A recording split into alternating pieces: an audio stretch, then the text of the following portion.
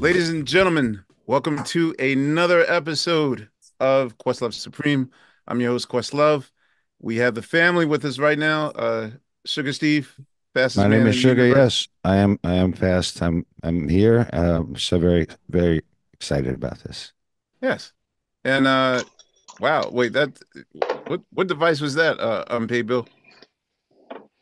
This is my very fancy whiskey glass. Thank you for asking. It's not a Right? device. It's a Talking about vice. me, A I'm I know. I was chalice having like, I'm Billy, having sun our kissed. guest has a good drink too.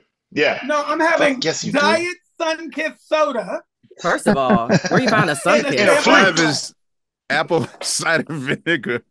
Only a shot, Oh, Amir. gross. Only a shot. Only a shot.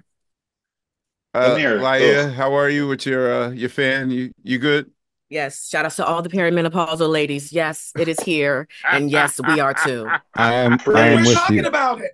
Yes, we are. Don't you love it? I love it. Hey, We're Hallie. talking about it on Thank the you, Halle news. Berry. Well, True, Billy. ladies and gentlemen, I would say if you first don't succeed, you try and you try and you try again, and we will say that the what is this? The third or fourth time is the charm. Um, it's finally happening. Our guest is a multi-hyphened powerhouse of a talent and a human being. Uh, uh, uh, you know, I understand the term that they want to say, but I don't believe in EGOT. I believe in ghetto. So right now you're a get. Uh, Okay, a I'll a take it. a yeah, because I'm trying to go for ghetto. I'm not trying to go for EGOT. You are a I Grammy Award winner, an You the only Emmy one that want to go back winner. to the ghetto. I love it. Go ahead. Yes, and a multiple Tony Award winner, a musician, an actor, an activist, an author, humanitarian, a Time Magazine 100 most influential person recipient. There's nothing to scoff Yes. at. We are currently ahead of our guest's brand new project, which is called the Black Mona Lisa Volume 2 Cookout Sessions. And most importantly, you are from Pittsburgh. I Yeah. am. Yins And Amir, no. can you I add a Who just title? said yens? I was about to say, I my mom's from Pittsburgh, but I do not know the proper way to address Oh, the yins. same. Yins is just you. Yens is just Yeah. you all, y'all, whatever it is. Just put yens. How Okay, you Yeah. so doing? when you ask me how am I doing, when you ask, wait, time out. Please welcome to Questlove Supreme, finally, Billy Porter. Yeah. I was gonna add a title. He's also a joy bringer. Like He that is. too. He's a joy bringer. Absolutely. Yes. Yeah. So wait, so what is the proper way to use yins? Because I feel like I'm an honorary Pittsburghian or a Yes. Pittsburghan, but I never It's use when you're yins. dealing with it's when you're dealing with multiple people and you're talking to or about to multiple people. So So like yins is plural. It's like yins is y'all. plural. It's like y'all. It's a Southern y'all, or it's a Pittsburghian y'all. You all, y'all, yin, Yin. same thing. How I get it yin's now. done? See, I didn't know that it was plural because when I Yes. see a singular person, I'm just like yins. Okay, No, I get it yins is now. plural. It's the only way to use it. It's plural. Absolutely. Our leader, uh, Uncle, he went Cousin from Jake. cousin Jake to Uncle Uncle Jake. Jake. Uncle Jake. Jake, who's also from Pittsburgh, just informed me that the term "fuck yins" is a term for. That can be Yeah. fuck yins. There's a soundbite. I don't know that many people say that, but that's proper. Yep. I got it You It's now. very will, What you proper. part will of be Pittsburgh? using it correctly in a sentence. What part of Pittsburgh are you from? So I grew up in the East Liberty slash Homewood area, Okay, like right on the cusp in the hood. Um, you know, I've heard my mom mention this place often. So okay, yeah. East Liberty. Okay, Mhm. that is what's We up. say Sliberty. You just combine them. Sliberty. Where are you from? Sliberty. When did you how long have you lived there? I lived there until I essentially graduated from college. I went to Carnegie Mellon, and What was your I major? left drama. Oh, okay. All I right. was in the drama department, honey. No. Okay. Your whole life. No. Classical theater, darling. Daddy is trained. It's not a So mistake. my It's not by accident. my claim to fame for Pittsburgh is I believe that I was, if not the first, I know that I was one of the first 10 people to live in that Station Square Sheridan Oh, Hotel. oh yeah. Like when it opened, we were the first, and it Wow, it that was a long time ago. yeah, even back to the Carlton House, like Pittsburgh is my spot. So yeah, so what I want to know is because one of the last conversations I had with you um was I was watching. Everyone on the show knows my obsession with Soul Train and Hmm. owning all thousands of episodes. And I remember your career as far as back as I think you were on the show, I believe in 94, 95, I believe. Yep. I think it was 90. I would say 95 or 96 because the album Untitled came out on A&M Records. That was my first album Right. in 96. So it had to be around. This is And I was Shamar on with Moore. LL Cool J was on the same episode as me. Is this Shamar Moore Soul Train? Yeah. Yeah. Shamar Moore, yeah. Okay. Shamar Moore. That's how you got here. Post Don Soul Train. Yeah, so that's when I first became aware of you. But I would, for me, I didn't realize that you were like, for some reason I didn't connect that as you, even though I remember that episode well Of because course. Yeah, I yeah. religiously record that show. So I'll start off like I ask everyone: what is your first musical memory in life? Ooh. My first musical Did I memory. stump you? Well, it's not just one. And so it's hard to because there are many different Well, layers when of you it. think of your childhood, Yeah. Church, what's the first moment church, of music? Church? church, Okay. singing in church, singing at Friendship Baptist Church, being 5 years old, singing a solo, being in the adult choir because I could sing so good, so they let me in the adult choir. Till I was at a concert. It was a mass choir concert. I was marching up. I was in the front in the soprano section Okay. because I Where was you belong. I was a soprano. I was a gospel soprano till I was 30. I truly was. Okay. And it's on celluloid. I mean, and it's recorded, so you can go and listen to it and see that I'm not lying, or hear that I'm not lying. But yeah, that's the first memory. And I was marching up, and this really, really mean lady snatched me out of the line because she decided that I was out of place and I shouldn't have been there because I was a little child. But does she have the authority to do that, or was she the No, head? she Really? didn't. No, she did not. It's in my book. It was very traumatizing because How nobody old were helped you? me. I was like 7 or 8, maybe. And And you were nobody that helped powerful. me. You were that powerful of a singer. I was, the Clark sisters, right? Obviously, Of right? course. Yeah. So Maddie Moss Clark Yes. essentially was the female James Cleveland, Okay. right?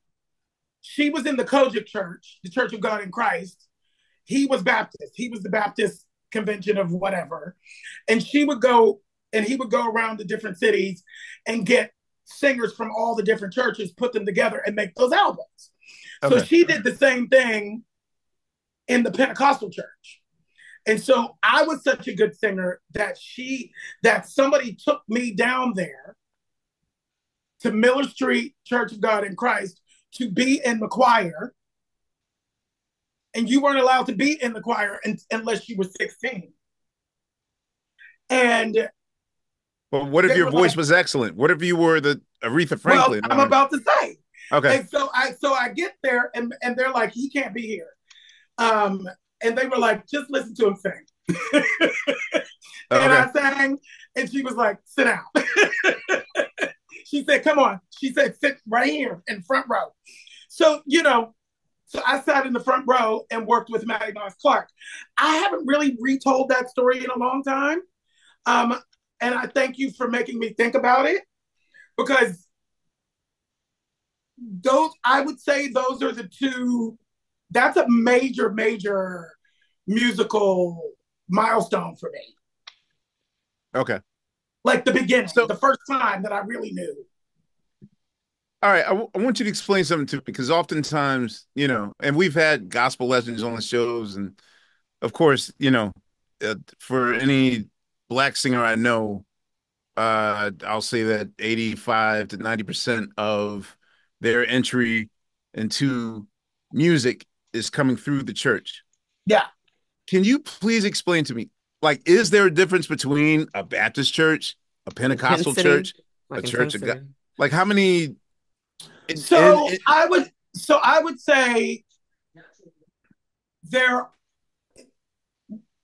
we're not a monolith, right? So like back in the day, the difference between Baptist and Pentecostal was the charismatic part, the Okay. shouting, the speaking in tongues, and all of that was reserved for the Pentecostal people. The Baptist people at that time were still pulled up, Okay. and they were still closer to AME, which was African American Episcopal. So if you went to African American Episcopal, you were probably singing classical music. You were probably singing, your choir was singing hymns that were traditional. You probably had like, you know, I can't, of course, I can't think of any. Leontine Price was your soloist at that Okay. church. At the AME church, Leontine Price was your soloist. At the Baptist church, Mahalia Jackson was your soloist. And I do it with music. If you think of Mahalia Jackson, balls to the walls, belting. Okay. Pentecostal, and I'm breaking it down through music, was all about the coloring and the riffing and all of that. So if I were drumming in, I would probably be at home drumming in a Pentecostal church. Yes. So It was if I freer. were to It be was freer drumming, at the time. Now Baptist and that's what. Pentecostal are the same. Well, I'm a 70s church person. So are you saying that if I were to, because I remember once I played, I think the last time I really, really played in church was like Mm-hmm. 87. And of course, as a teenager and listening to hip hop or whatever, I would try to sneak in songs that were like break beats, or play Top Billin' by Audio 2 or Peter Piper by Run DMC. And the older people would look at me and start scowling like, like you don't play any consider. So like, was it looked down upon, or in terms of contemporary music, or? The In the Baptist church at the time, it was expanding. Okay. You could push it. You could push it, but not too far. Like, for instance, the Clark sisters were everywhere. But when You Brought the Sunshine happened and it crossed over into the clubs, it was a problem. Just like the Hawkins family and Oh Happy Day. Got it. But those people were like, but we're over here preaching to the choir. They were pioneers because they were like, but we're over here preaching to the choir, and you're mad at me and you're mad at us because we've broken through to essentially sinners. Secular. Secular, right? So isn't that the point? The Bible says, go out into the world and preach my gospel. That's what the Bible says. So I was in that era where it was becoming more and more accepted, and now you have, now essentially, in R&B and soul, and gospel, they've always borrowed from each other. And nowadays, gospel artists are hip hop artists. Mary is a hip hop artist. Right. They came out, they were hip hop artists. You know what I mean? Like, there's a whole generation of folk now. You listen to Jay Mosh, you may as well be. It's like, Kiki Sheard before, when she first came out, like they're very contemporary, and they're borrowing heavily from the hip hop tradition. Now it's house. We were just talking to BB Winans about the work that he's been doing with Louis Vega, and it's yeah. And you with Frida, right? Like but motivational music in that way. Yeah, totally. Yeah. Mm-hmm. So, Billy, do you consider yourself a church singer still to this day? Yeah, I'm a gospel singer. That's my background. That's how you define yourself? I'm a gospel singer. Anywhere I go, I'm a gospel singer. Mm-hmm. My mom, I left the church when I was 16 because I'm a big old queen and I wasn't happy. And so I left. And I was like, I'm not changing. God made me who I am. I'm leaving. And my mom had a problem with it. And she came around and whatever. Before she passed in February. But before she passed, every time she would come and hear me or see me do something, she was so sweet. She would be like, I know you left the church and you left it for good reason. But every time you open up your mouth, it ain't nothing but Jesus.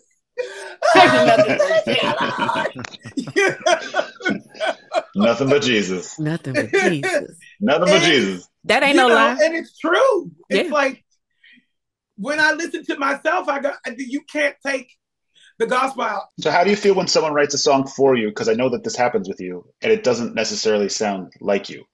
What is your thought process in that? Well, people who are writing music for me are generally writing it because they want me to sing it. Mm-hmm. So for me,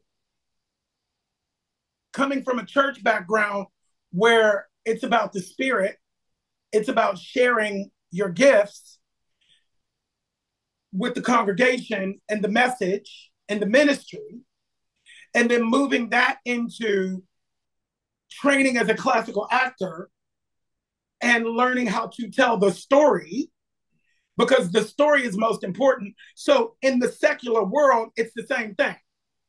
The ministry and telling the story is the same. They fold into one. Right. Bill, didn't you guys do this in a way? I know you did Sesame Street at some point, so I was like... Billy was on Sesame Street, and he sang a song called Friends, an Emmy-winning song called Friends with a Penguin.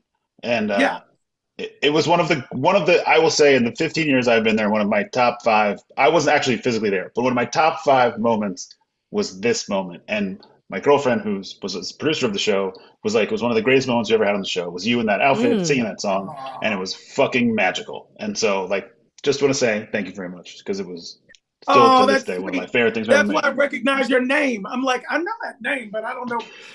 Billy, we have a lot of friends. We have James Sampliner. I'm talking to the Stark Sands over here, who's like, ask him about this. Like, it's a whole, we have a lot of the same friends. Literally just got off the phone with James Sampliner. Y'all like cousins, theater cousins, right? It's like theater cousins in a way. And that work? It's a small world. Yeah. Anywho. So I'm always trying to tell the story. Mm-hmm. And because my voice was so high and it was so different and it didn't fit into anything or anywhere, my voice was so high that regular tenor roles in theater had to be transposed up a third or a fourth for me. So I would go into auditions singing a regular tenor song, like let's say Anthem from Chess, a song that everybody in that era sang. Right. And I would go in and I would have to sing it a fourth higher from where it was written. So I would take the music in and put it in front of the piano player, and it was like Mittens McCluskey, because they're so used to playing it in a, that they couldn't even so I had to start taking my own, piano player with me to auditions, because people wouldn't be able to, even looking at it, they wouldn't be able to understand the transposition.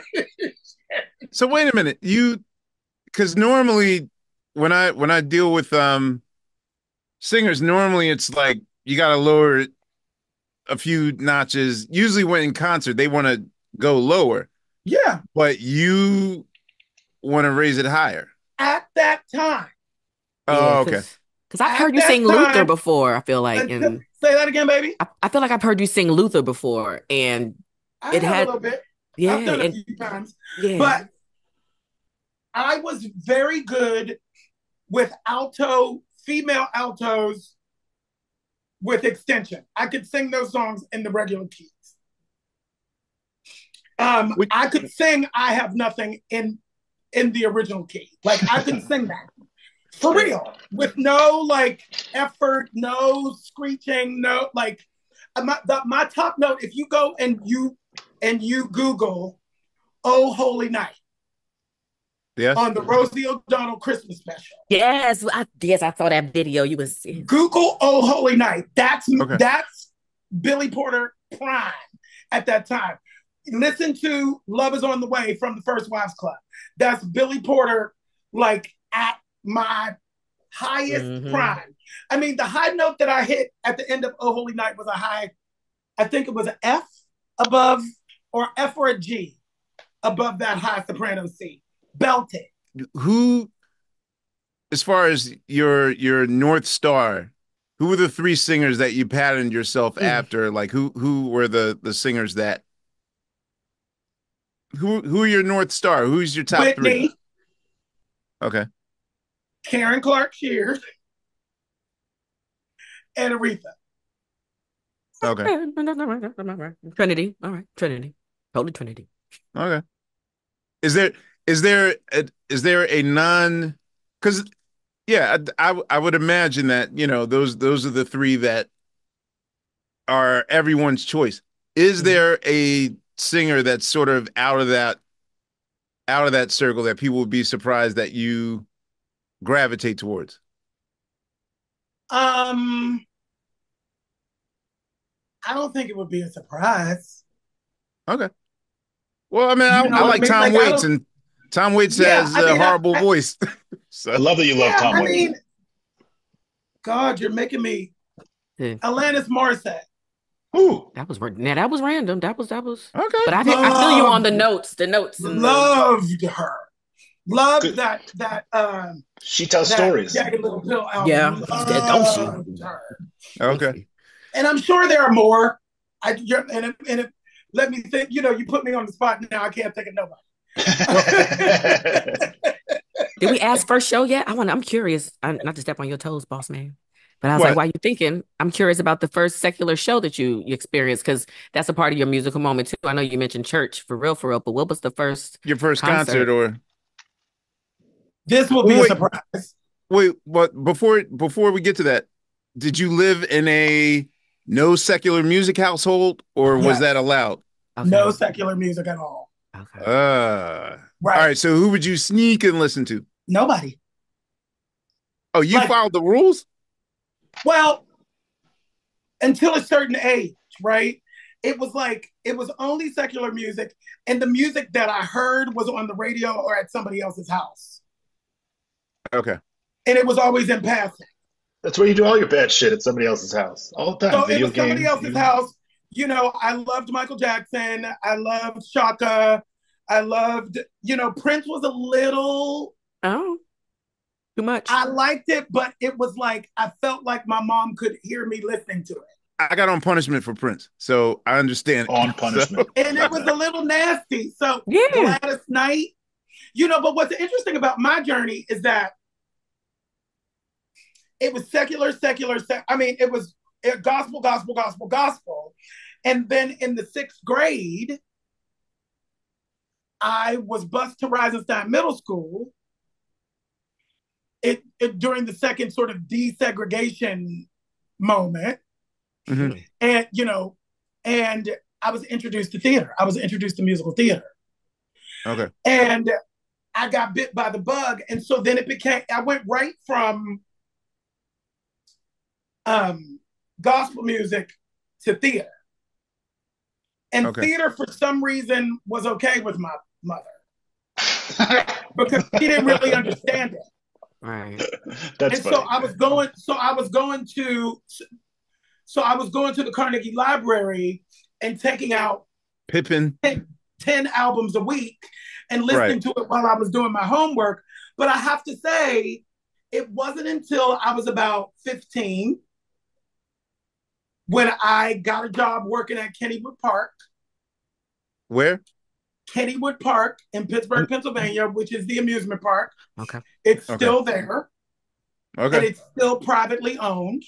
It's one of the last privately owned amusement parks that's still owned by the family that started it in the Awesome. country. I didn't know that was a thing. Okay. Yeah, because a lot of them have been bought up by like Six Flags, Six and Flags, yeah. like everything. Okay. And Mhm. so I was by myself. I was living with the grown-ups, and by grown-ups I mean the college kids, Mhm. in the motel out by the park because my mother was now going to drive me out to that park every day and come and pick me up.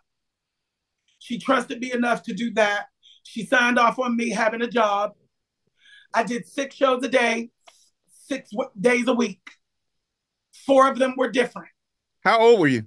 15. What's your job? So were What's you your job? I emancipated? was In a show. performing. For No, You I perfor- wasn't emancipated. Okay. Okay. I wasn't She emancipated. just gave you permission to She spend the gave night. me permission. I had Mhm. to have written permission from her and take it Mhm. downtown to whoever it was, or she had to go with me or something to give me permission to work. And we were poor, so like I wanted Jordache jeans. I wanted some Chardonnay. I was And always Ah, a fashion. you Chardon. God damn. I forgot about Chardon jeans. I'm 55 in Chardons. September. I'm Chardons. 55 in September. I needed my Sergio Valente. Sergio Valente, Like, yes. I needed my stuff. And she said, and she looked at me at one point and she's like, you have champagne taste on a beer budget. You're going to have a job. And so I came home one day with a job. And she said, what? And I'm like, yeah. And I get to perform and I get to do, and I'm doing this and that. And that. She was like, oh. And then she met the people. She went and she met the people who hired me because I went on a fluke to the audition. I went with somebody else Okay. to accompany somebody else who had done it the year before, Curtis Clark. He had done it the year before. He's like, you need to come and audition because you get this job. And I did. And 6 shows a day, 6 days a week. 4 of the shows were different.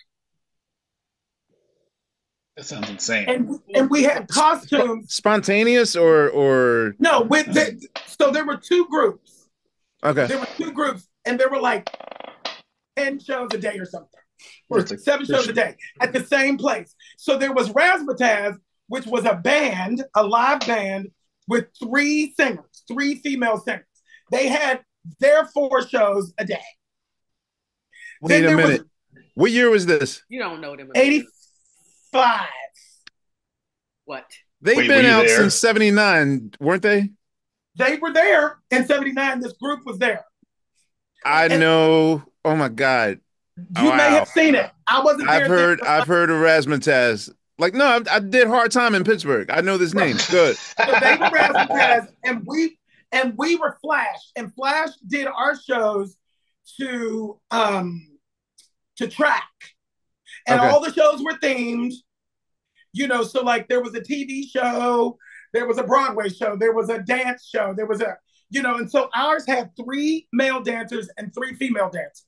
Mhm. And so we did 2 different shows a day. Razzmatazz did 2 different shows a day, alternating. That was during the daytime. Then in the evening, both casts would come together and we would do a show at 7, which was one thing, and then a show at like 9:30, which was a whole different show. Combined casts. That was your first audition? That was my first professional audition, and I So 8 shows a week on Broadway, no 3 big deal. 3 seasons. I did it for 3 seasons. What was I don't mean your come to Jesus moment as far as like, I want to make it big or break out of, like, were you thinking I have to leave Pittsburgh and Like, at what point did you realize I have a dream to chase and it's not where I am now?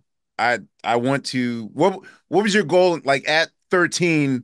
The summer of eight, after I did my first musical, Which Mm-hmm. was that what? summer, which was Babes in Arms, Good answer. and I played Gus Fielding.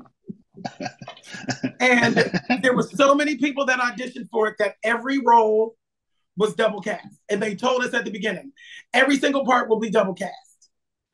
The Okay. cast list went up, every part was double cast but mine. Because And you I'm wanted like, to own it. Okay. what does that mean? You know, because I was bullied so relentlessly for not being able to play sports and being a book person Mm-hmm. that all of a sudden I'm looking at this extracurricular thing. And if I'm not double cast, that means I'm doing something right. Yep. So I was bit by the bug. And then that summer was Dreamgirls, was on the Tonys. And I just happened to be washing my dishes in the kitchen. The Tony Awards came on. I didn't even know what it was. You But never all heard of Dreamgirls? I had never heard of Dreamgirls. I had never heard of the Tony Awards. I didn't know what was happening. Okay. But all I knew, I was 11, but all I knew was that I was watching Black people on a stage, the same kind of stage that I had been on, Mm-hmm. doing the same kind of thing that I had just done, right? But it was Black people who weren't poor. They were Mm-hmm. glamorous. They were in gowns. They were, and so I was intrigued. And they did that fight section into, and I'm telling you. And then Jennifer Holliday gets up and starts singing like I sing in church. I did Babes in Arms. I didn't think that was a possibility. The sleepless nights, the daily fights. Oh, so everything was jazz hands?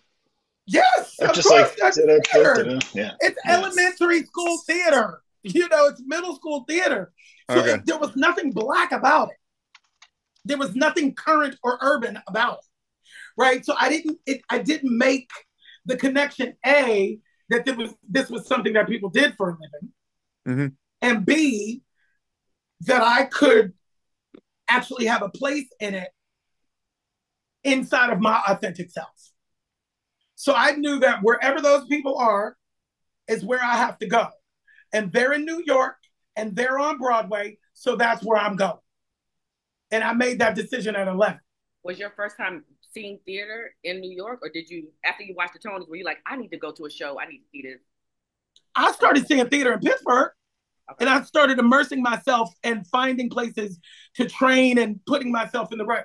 But I didn't see my first Broadway show till I went to audition for colleges when I was 17. I didn't have any way to get there, really. I didn't know how to get there. I didn't know, you know, there was no internet. There was no, like, you have to, this is 1985. Like, there was no, I didn't understand how to get there. So I had to figure out how to get there in Pittsburgh. And it was through theater that it happened because there's no music industry in Pittsburgh. Question. So my relationship with I'm telling you I'm not going is, due to the numerous times that song gets chosen at Showtime at the Apollo. Yeah. So, I found out about Dreamgirls long after, they're on the cover of Ebony and Jet, Yeah. and it's already like 5 years after the fact. So I knew Jennifer Holiday when she got her record deal, like I Am Love and all that stuff, Yeah.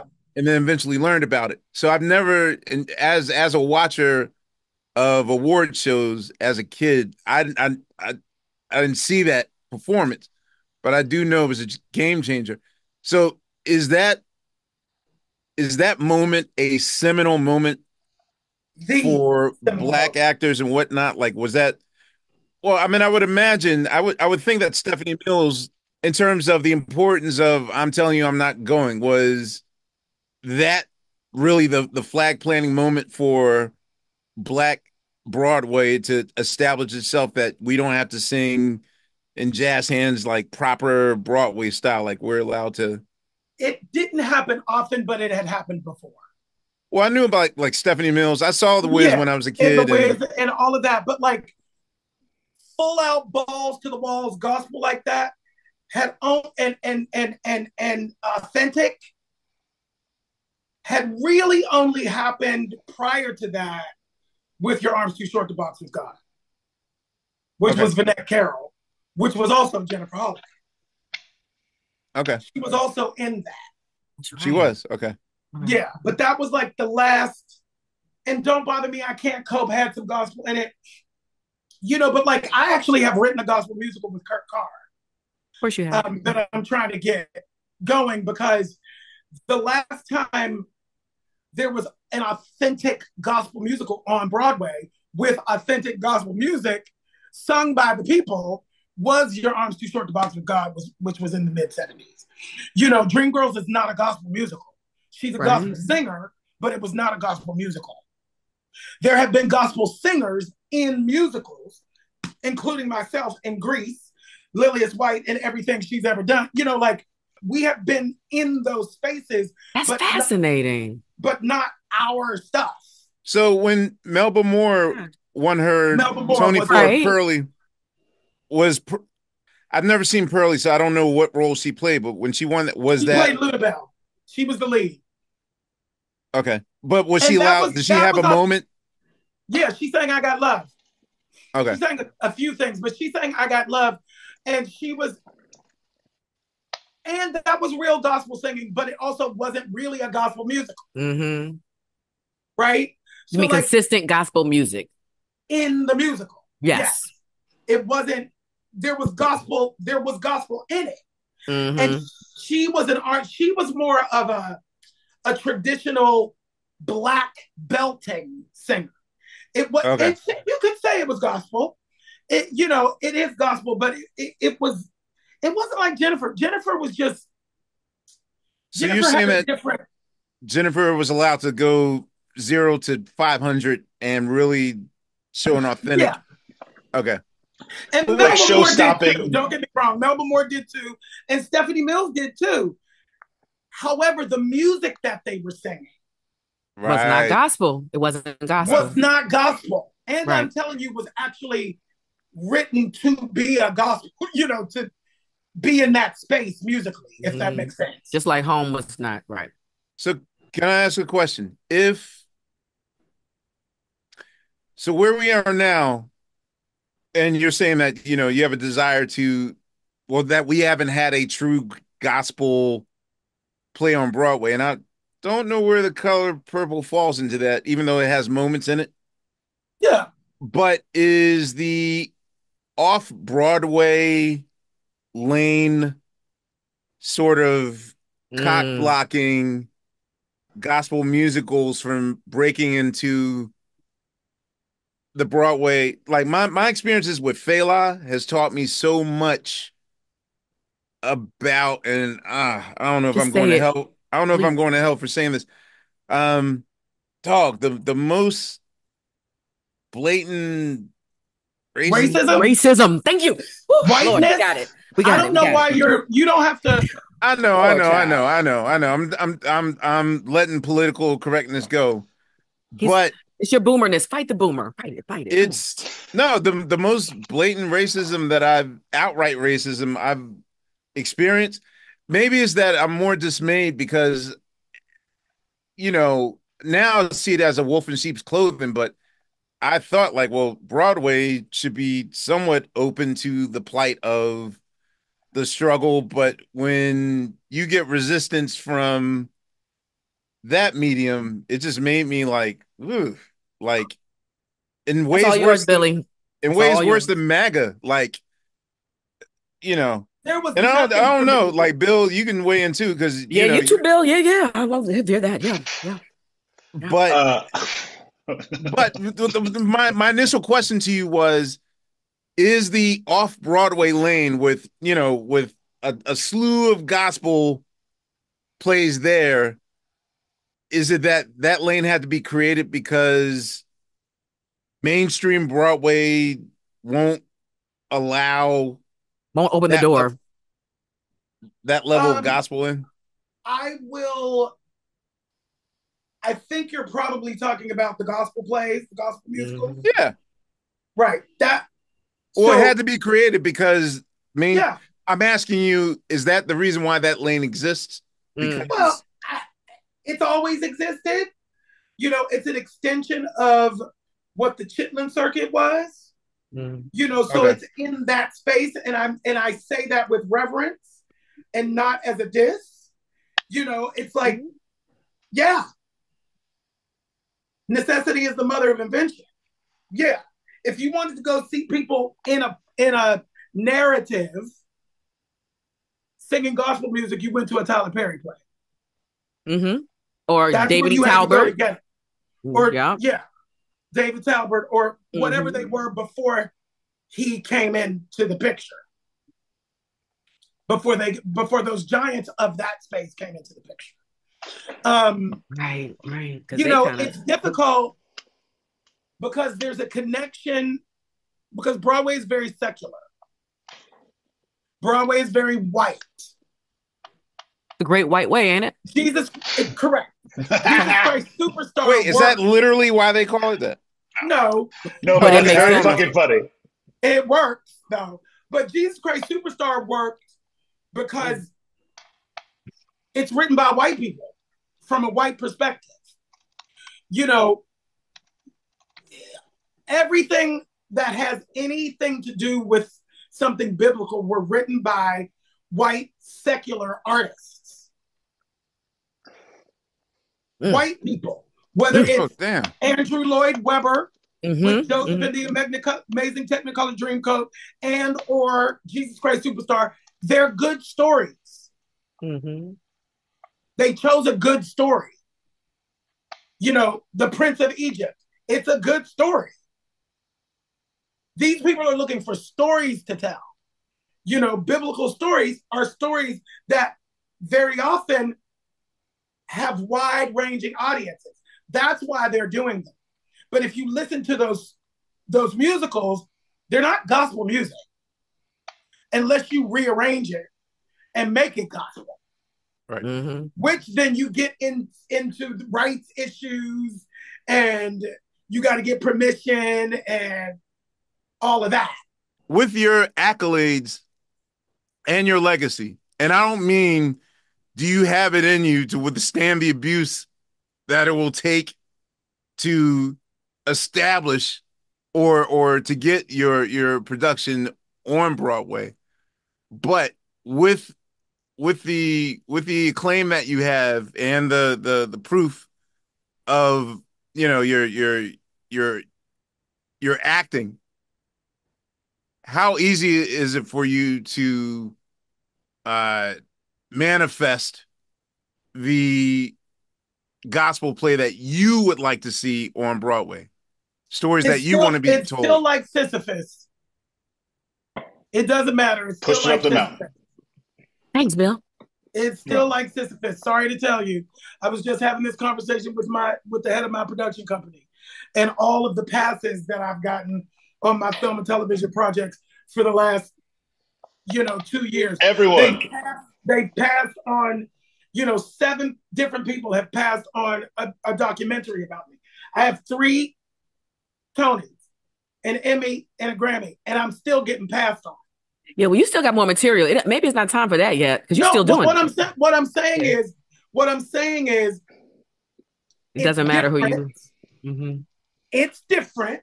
Mm-hmm. It's not any easier though. The hill is still it's still a mountain that must be scaled for everything. It's all good, but as we all know, it's like. Mm-hmm. Ahmir got a point though. You would think that you would be the one person as far as this gospel situation, and actually we're probably speaking it to power. This is just the process, but you're going to be that one person to bring all this together and put it on the stage. Who Correct. else? Yeah. Well, let me ask you then, because I know, this is a rather probably the most general question I will ask in a professional interview setting. What's your Stein?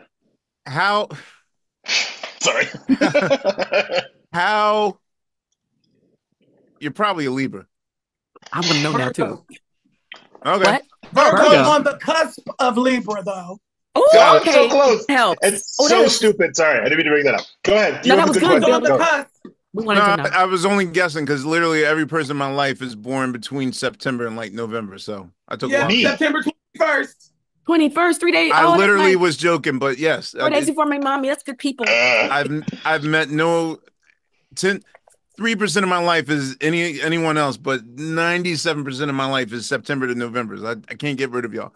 Bill's a My Sagittarius, question Ahmir's is to Capricorn you. Aquarius. We should just Sorry. share.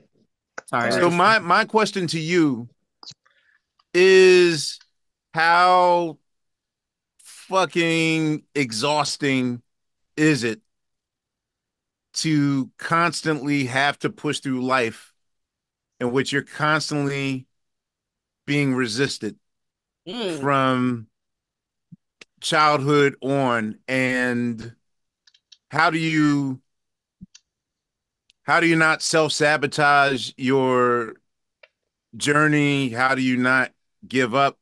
I have friends who literally have given up and aren't here with us now. So I want to know, because the thing is like, if you're constantly getting over a mountain, whew, I made it, and then there's another mountain. Like, how do you just not just throw your hands up in the air and like, what the And you fuck? share it with us. So that part too, when you got the I mountains. threw my hands up Yeah. today. Okay, good. I throw my hands Talk up about at it. least 3 or 4 times a week. Okay. I I was put on this earth to do exactly what I'm doing. Mm-hmm. I have been given a gift. It is my purpose. It is my ministry. It is my calling. I know that this much for sure. Mm-hmm. That's the only thing that I can return to in the moments where I feel like giving up. And when I tell you today was a day where I said, I can't do this anymore. Do you mind sharing And us specifically what happened today? Are you yeah, allowed to? it was the last 3 people who I pitched for my music documentary who said no. No, I have one called Black Mona Lisa. That's about Okay. Just like the record. that's literally about, can one become a pop star in their 50s? Can that happen? If it can happen, it would be me. And that is the journey of this documentary. That is When your I life. tell you, my whole life. And the thing is that I'm a Black faggot in America. And I use that word faggot because that's how I'm treated. It's a violent word, and everybody should hear it. Mm-hmm. Right? Mm-hmm. Just like grab her by the pussy. Mm-hmm. Mm-hmm. Right? Mm-hmm. Everybody got on the news and changed the word. Don't change the word. Bleep it out so people can remember what the fuck he said. Yeah. The reason why he has ascended to the heights that he's ascended is because every person has given them a pass. I don't give passes like that. You know, and so for me, it's like, I was never supposed to be here to begin with. I was never supposed to be this person. In all the ways. Ever, In all the ways. ever. Kinky Boots wasn't supposed to happen. And then when Kinky Boots happened, it was like, well, yeah, he's playing a drag queen. Yeah, we can see that. But that's it. That's where the cap is going to be. Emmys? Movies? You know, like, you know, my biggest dream at 15 years old, when I was finally able to buy my own music, go harkening back to that, you know, I went and started. I mean, by the time I was 18 years old, I had like 700 CDs because I was like just trying to, you know, just like, who is that? And what is this? And why don't I know that? And, you know, like, you know, just educating myself about my music, about Black music outside of the church. You know, my biggest dream was to be the male Whitney Houston. and then all of this, and then here I am. So that's why this documentary is going to be dope. And can I tell you, Billy, when you watch that Rosie O'Donnell clip that you were on back in the day, in my mind, because I follow your career heavily, as not too many things that I haven't watched that you have been in. Yeah. In my mind, I think he wants that so bad. And so now that I know that Mona Lisa is the story of you becoming this pop star, it's got to be gut wrenching. And also people must have all kinds of misunderstandings as to why you don't totally feel fulfilled, even with all of those awards, with all of that stuff. You go back to that Rosie O'Donnell video, you go back to when you were signed as a solo artist, and it seems like that piece right there is one of the lone pieces that's missing for you. The singing is the gift, right? Yeah. And the singing is the gift. For the first 25 years of my career, I couldn't break through in the acting world because the gatekeepers of that world were, well, he's just a singer. So then I scaled that mountain. I win Emmys for best lead, an Emmy for best lead actor in a drama series as Yes, pray tell. Yes, pray for the first time in history. And now it's like, oh, I didn't know Pray Tell could sing. Woo, could he? What? I literally want to slit. That's true. That's true. That's true. They were surprised when you started singing in Pose. That's true. No, true. but Laya, is it Laya? See, I didn't know you acted. I knew you could sing. I didn't know you acted. Oh my God. Well, yeah. No. Again, but I know you knew. I know you. 96. I didn't know. Yeah, but people got on the Billy Porter train. Because my career is over 30 years now. Right. And Black don't crack and I don't look like what I've been through. People have gotten on the Billy Porter train at different stops. True. Right. So, True. And the other, so let me tell you this story about. So do you remember Sandy Gallen?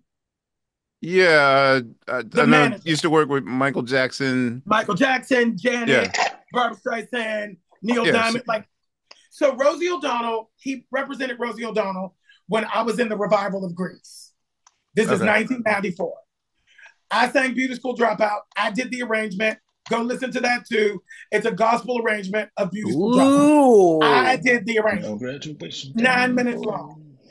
They destroyed it for me because they made me a coon, essentially. They dressed me in a white spacesuit, put me in 14 inches of orange rubber hair. Just go watch it. You also have to read the memoir. You'll understand all of it.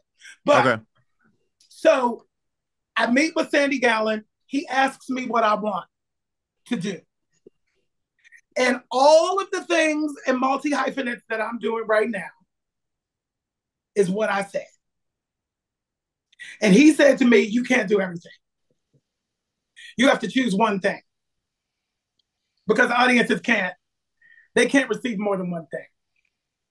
And I said at 24 years old, and I don't know how I had the presence of mind to do this, but I said, with all due respect, Mr. Gallen, once again, I'm a black faggot in America.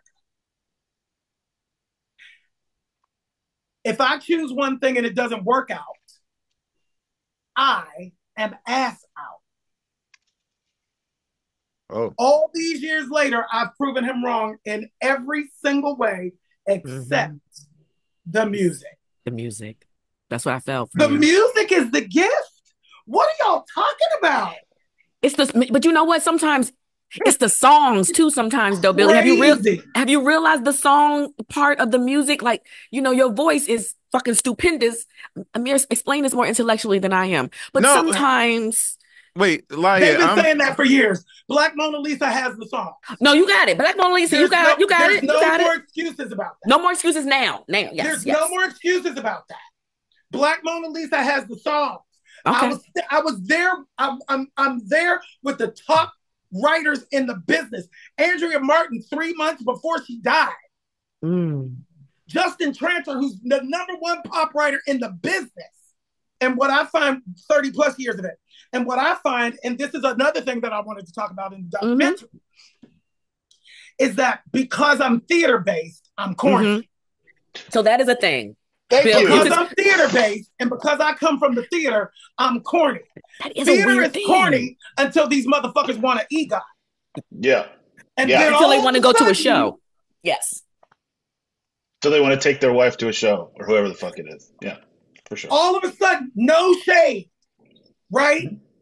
Everybody has dreams and should, But but it's an interesting thing though, Billy, because who are the successful theater actor singers who have translate? It's like Bette Midler. The doors are bolted shut for us. It's very few people. Stephanie Mills was like the last. The theater does nothing but open our arms to everybody. And the gatekeepers of the music industry keep those doors bolted shut. It's not just me anymore. It's me. It's Leslie Odom Jr. It's Cynthia Erivo. It is. Shoshana Bean. She got other issues. You see Shoshana Bean now because you need her to play your mother. Takes her goddamn face off. But is it the Ahmir? Is it the song? No, it's the pigeonholing. They get pigeonholed into being this sort of artist. This is the weird thing because man, I'm frozen only because I'm realizing how close our stories are parallel. Mm-hmm. Because, okay, so the thing is that I was born, and I don't know, like, if you were born in a musical fit. I don't know what your childhood journey was like, even though you started gospel at 7. Well, I mean, you were singing gospel at 7. I was drumming at 7. Yes. Music adjacent family. Yes. So the thing is that, if I were a betting man, I would have thought that, that I'm going to make it with the first love of my life, which is music. Now,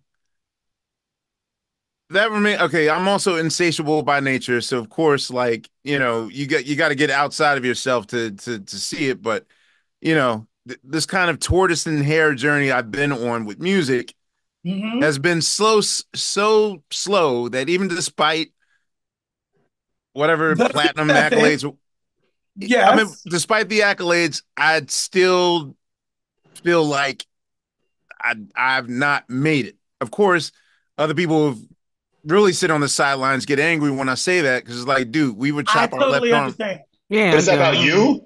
Is that about you as a person? Well, yeah, but my whole point is that when my third chapter started happening, i.e., directing movies, and when I basically, it's like, all right, good news, bad news, Ahmir. Everything you ever dreamed for your life to happen is going to happen. And I'm like, what's the bad news? It's not going to be music that gets you there. Correct.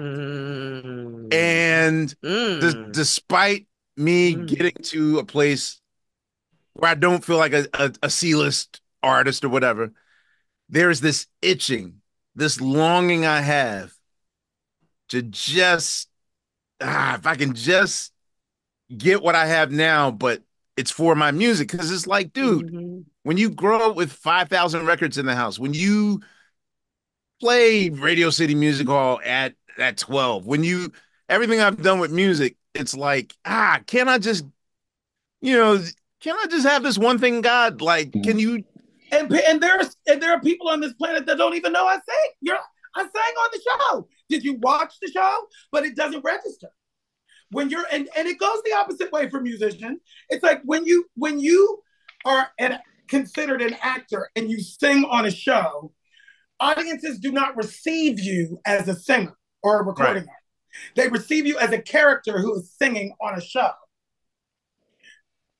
When recording artists come and try to act, there's a little bit of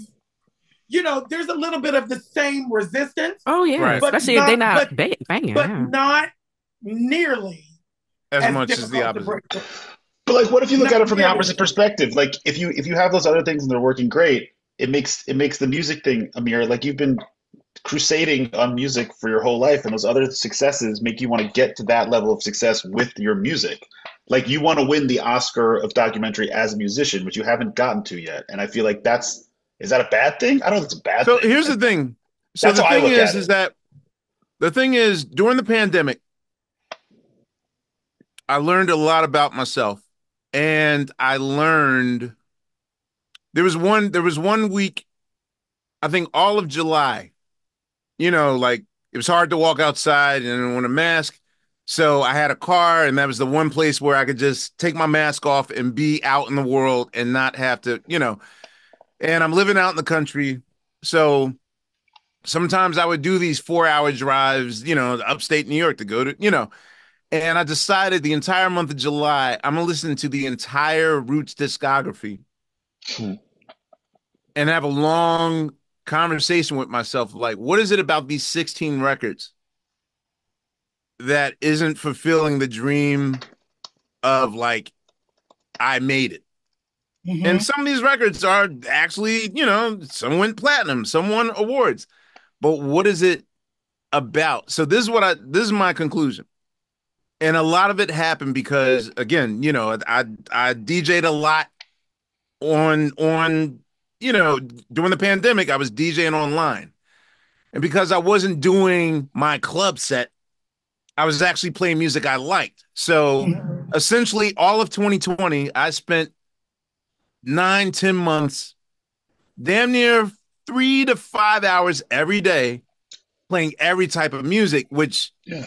somehow I started to say, wow, I don't think I know how to write a song. And then I realized, oh shit, every root song came from sound check, came from da da da Hmm. da. We don't know what the melody is. So suddenly I'm realizing I have to learn how to write songs. So in the last 5 years, I've gotten a crash course on what a melody is. So similar to you with this Mona Lisa project, I'm literally putting the farm on this next Roots album into because it just now I'm embarrassed. I'm like, how do I have How 17 records and people are like, dog, you guys are the Earth, Wind, and Fire of hip hop. No, the Grateful Dead of hip hop.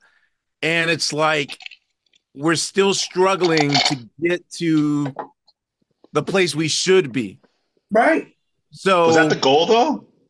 Yeah, that's an interesting Was the the goal to goal write part. singles? Yeah. see, but Because I feel like the goal isn't to like, oh God, sorry. So That's all right. the goal is like you're the greatest live hip hop band in the history of hip hop. With one Full of the greatest stop. MCs of all End time.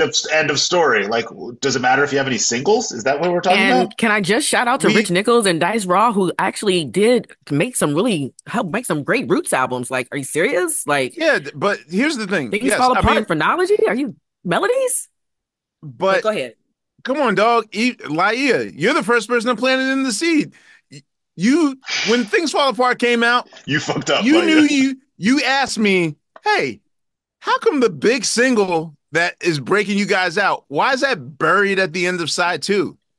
And Yes, I was like, yes, I did say that. because my logic was, okay, in this hour, 15-minute record, I'm going to place the bait towards the end to make you guys listen to that. And you kind of eye rolled. But come on, Laia, you understand that we live in a single society now. So, and not to hijack Particularly this right interview, now. because I'm Yeah. going to get back to you, Billy. But my point is that the goal for me, and people often say that, like, oh, you guys don't care. Like, you're the Roots. You did Sure you it. People do. often, Yeah. I care because it's Yes, you like the do. thing Same is, thing with me. I know you do. that's the thing. Like with this pedigree of knowledge of music, like the level of commitment, I have more commitments to music than I do to any girlfriend I had or any besides my relationship with Tariq. I don't think I've committed to anything as long as I've committed to music. And to not like to be able to tell people stories and to study people and to write their books, but not to do it for myself is almost rather jarring. And then, yes, I know it's a subjective opinion, but when you watch people significantly less talented than you are, it burns me inside. And Who you so, telling? Yeah. Yeah. so that said, I'm but here's the thing though, and this is why I went through that whole spiel to ask you, because sometimes I ask myself, okay, was it ever meant in the cards for music to be my path? You know, like, because now I believe in listening to the universe. And Yeah. I know I'm stubborn. I know I'm stubborn as fuck. And I want to control everything. And Yeah. I want my version of how I want my life to go to be gospel. Now I'm just learning like, all right, what do y'all want me to do? And it's Yeah. like my world is opening up everywhere but music. So I'm asking you, are you willing to walk away from music knowing that other avenues have opened for you? Like, do you I believe in the concept of listening to the universe? I I I wouldn't call it walking away because I've already done it. The reason why I've been able to have such an expansion in my life, there are a few reasons, but the biggest one was 9/11. 9/12/2001, I lost my voice to severe Wow. acid reflux for about 5 to 7 years. And I had been asking the universe, I've been asking God, whatever it is that I'm more than my voice. I'm more than my voice. I'm more than my voice. Lord, please help me understand and help the world understand that I'm more than my voice. What were you a New Yorker? Like what was I was the all over. I was in LA. I was in or was LA. it psychological or It was totally psychological. And so when I lost my voice, I literally knew why. why? And I was like, okay, Lord, because my voice, my singing voice, was my identity. My singing voice was my savior. My singing voice was what got me out, like the basketball players, like the sports people. It got me out of my circumstance. It allowed for me to be in spaces where I could learn how to dream beyond my circumstance. So my entire identity was wrapped up in that. And the universe, God, whatever, knew that if I could keep singing and just get them jobs and them jobs that I didn't want, then I would just keep doing that because I wouldn't have the courage to do anything else. So it was in that 5 to 7 year period where my mind was able to expand. It's like I've been given more than just one gift. I can act, I can direct, I can write. I went to screenwriting school. I was like, wait, I don't have to wait for somebody else. And George C. Wolfe, one of my mentors, said you can't wait for anybody to ever give you permission to practice your art. You have to be doing it all the time, even when no one's listening. And most of the time, no one will be listening. That's why I have 5 albums. This is not my second album, it's my fifth. Catch up, people. I'm doing it whether y'all listening or not. I'm doing it whether you're watching or not. And all of the albums are fierce. So y'all can catch up when it's time. But for me, it's like most of the time I can feel like that. Most of the time I can harness the power of just being present and letting the universe take me where I'm supposed to go. I have ascended to heights that I never dreamed. I have a star on the Hollywood Walk of Fame. That wasn't a dream. I didn't even think it. It's been magical. Mm-hmm. And simultaneously, my question, I start to ask myself the question today, when is it enough? Oh, no. Well, are you insatiable? When is it enough? But wait, Billy. I am enough. Just as I am. I am enough. I have to say it to myself multiple times a day. Is this post-COVID, Billy? Do you feel, because I remember some of your posts that you were making during these COVID times, and I really appreciated your truth and telling where life really is, what you see and what you don't see. So how you feel today, is that post that feeling now that you've hit what people, from perception, people might say a little bottom in that way?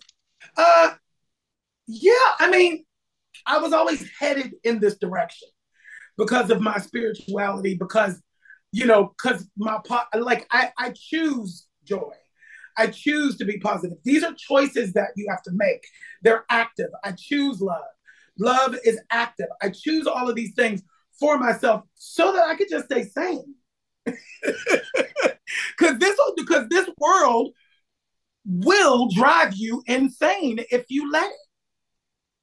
So I mean, so for me, it's about always landing on you're enough, Billy, because everything on the planet will tell you the opposite of that.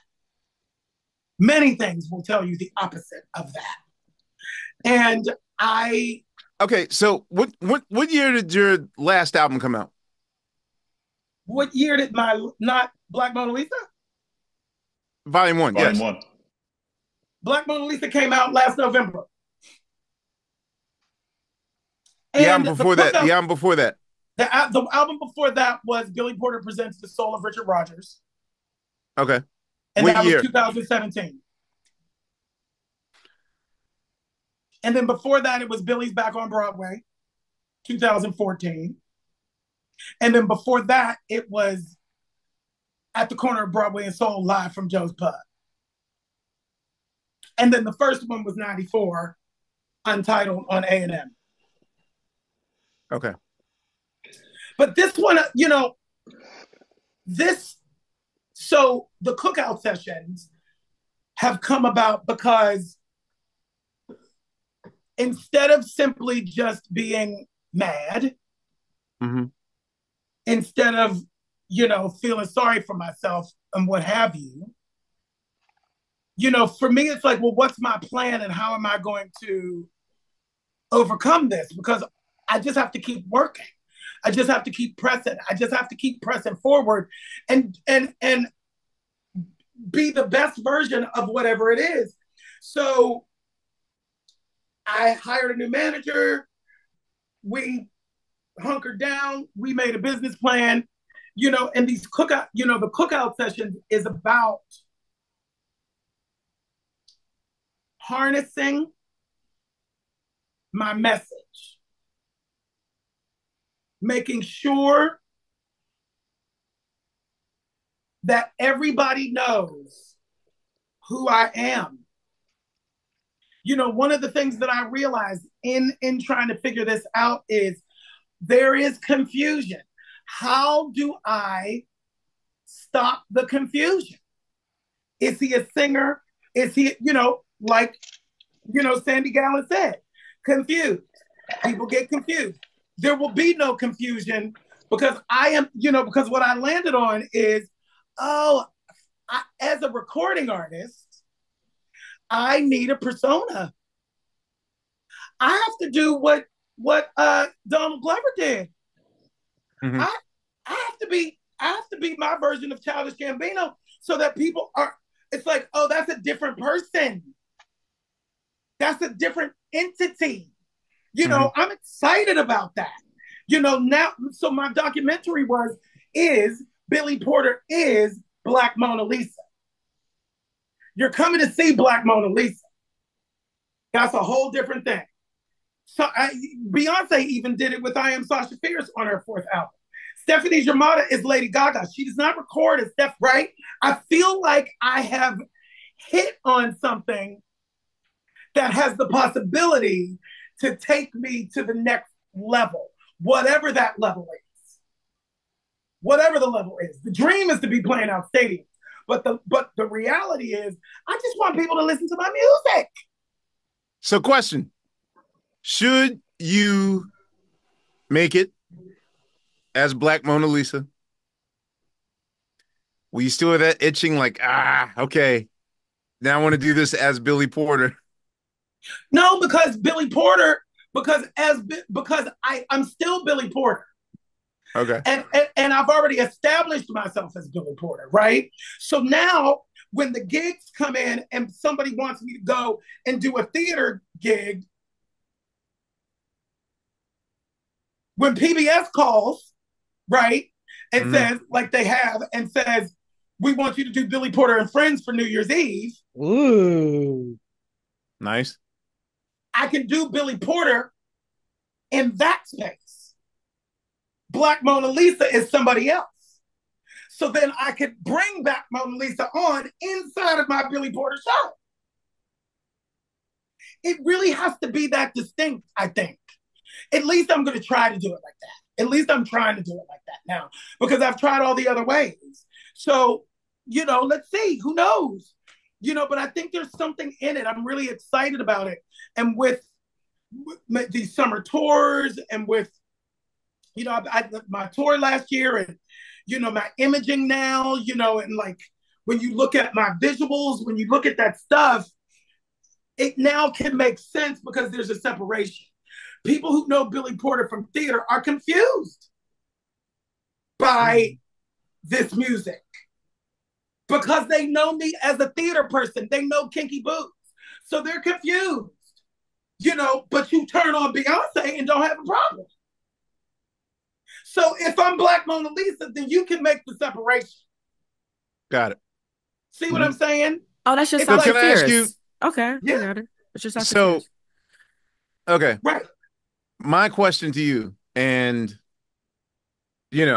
I'm hyper aware to not ask you basic questions that you get 24/7. Yes, But I am curious because oftentimes, like, look, who I'm calling a spade a spade. Of course, I know I'm in a world. I forgot. I don't know if I can say that anymore. I know it's okay. You can. You can.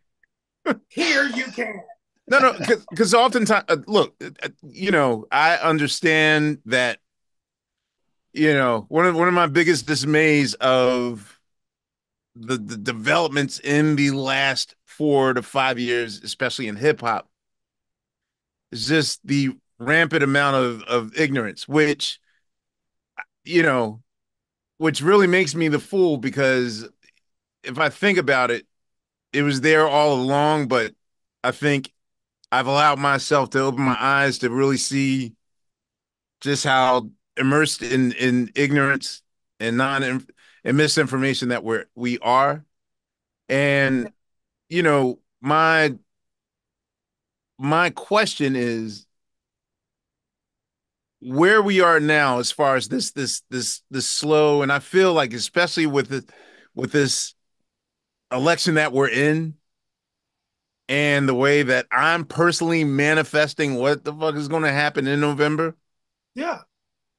And I'm not, and I don't believe in like, I'm not going to jinx it or whatever. Like I believe in manifesting and that shit is it. I'm claiming the victory of it. Yeah. And Joy's I'm gonna hoping, win. and I'm hoping that this will be a true changing of the guards where, a lot of just the toxic social existence that has plagued Generation X, millennials and whatnot, that there is going to be a sea change. And I see it happen. Do you now, am I naive in thinking that, okay, we're slowly getting to the point, I don't know, like, or the way that I think a liberal white person in 1972 would say, hey, okay, we finally made progress. Whereas, black people are like, this ain't hardly progress. Like, just because we're allowed to sit at the same lunch counters. Do you feel as the rampant homophobic mistreatment from your own people, from people that are not your people, do you see progress happening, or am I just naive with rose-colored glasses that? And that's the thing.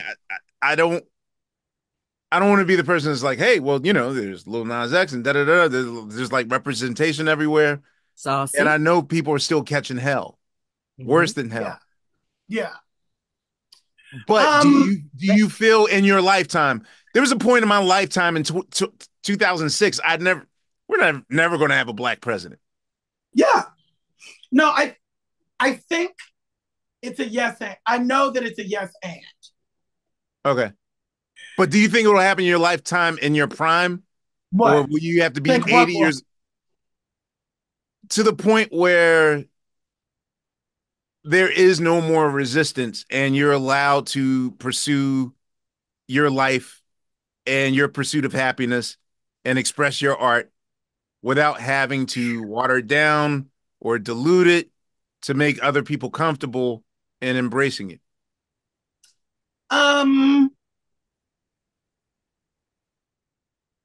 I don't. I mean, if I'm being honest, I don't know that I will see that in my lifetime completely. The and part is the expansion has been so beautiful to watch, even inside of the pushback. You know, my phrase is the change has already happened, which is why the pushback is so severe. You know, I think that what we as humans fall in the trap of is not focusing on learning history.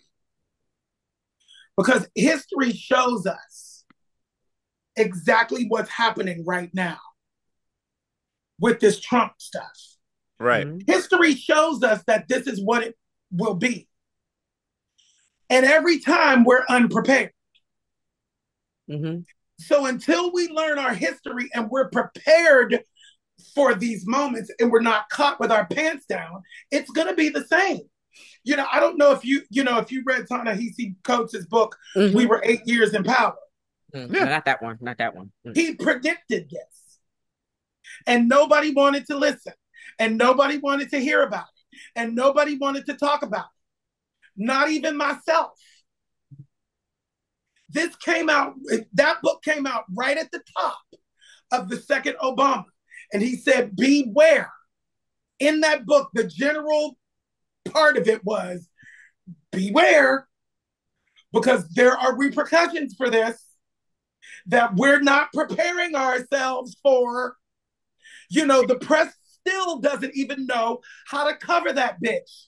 Yes, we were worried. They still don't even know how to cover him. 8 years later. Yeah. And people are still, these industries are still selling humanity down the river for ratings. So for ratings. Yeah. Y'all know that bitch is a liar. Yeah. People were fired at the beginning of his presidency. Journalists on television were fired for calling him a liar. Every time he opens up his mouth, he's a liar. But now everybody knows Billy, and he's a whole criminal and a felon, and still the things have not changed, and so we must move accordingly and do our own thing. Yes. And my thing is, and so for me to stay positive and stay sane, you know, it's like, well, what do we do? What do we do to make sure that we're engaged? What do we do to stay engaged? I don't even know sometimes how to have the conversation with people who don't vote. I don't know how to have this conversation. You know, it's like, it's disingenuous, and it's the way that this, even now that it's covered, it's like the press covers this like it's a game show. Yeah. Like it's a game. You know, it's like, you all know that this is not new. Why are you presenting this material like it's new? None of it is new. Slavery was abolished and Jim Crow happened. Yeah. And if certain things happen in November, we will never get that history again. It's fine. We're gonna get there. We're gonna get there. But my question is, have we learned anything? because we got a black president and we sat on our asses for 8 years and ate bonbons Yeah, and because we expected thought, him to fix everything. yeah. What are we Well, going to do this time with this power? I think right now, black people are in a place where they're so exhausted, where it's like running up. There's a thing in the gym called Jacob's Ladder, which I hate the most. Mm-hmm. 5 minutes on Jacob's Ladder, you're like out, Mm-hmm. just I can't take it no more.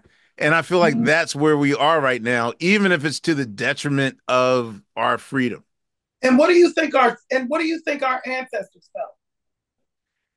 Exactly. Who were living on the Without field? phones. And what if I don't give a fuck? Right? Exactly. I don't give a fuck. Exactly. Too bad. And Keep going. Keep And we're pushing. gonna stay here if you're so fucking exhausted.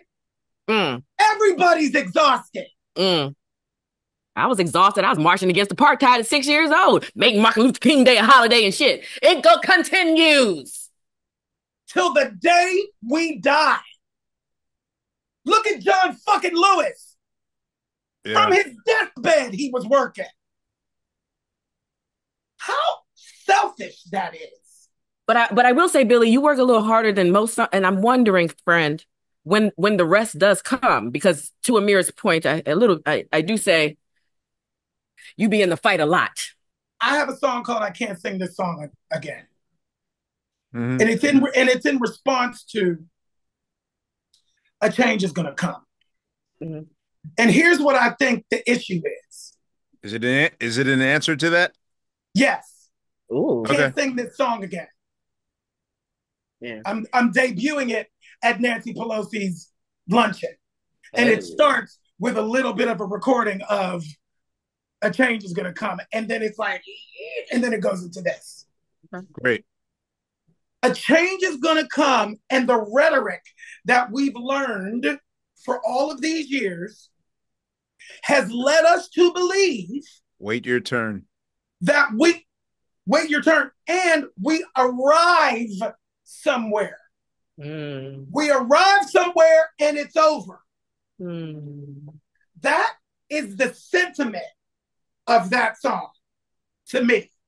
That is the sentiment of the civil rights movement.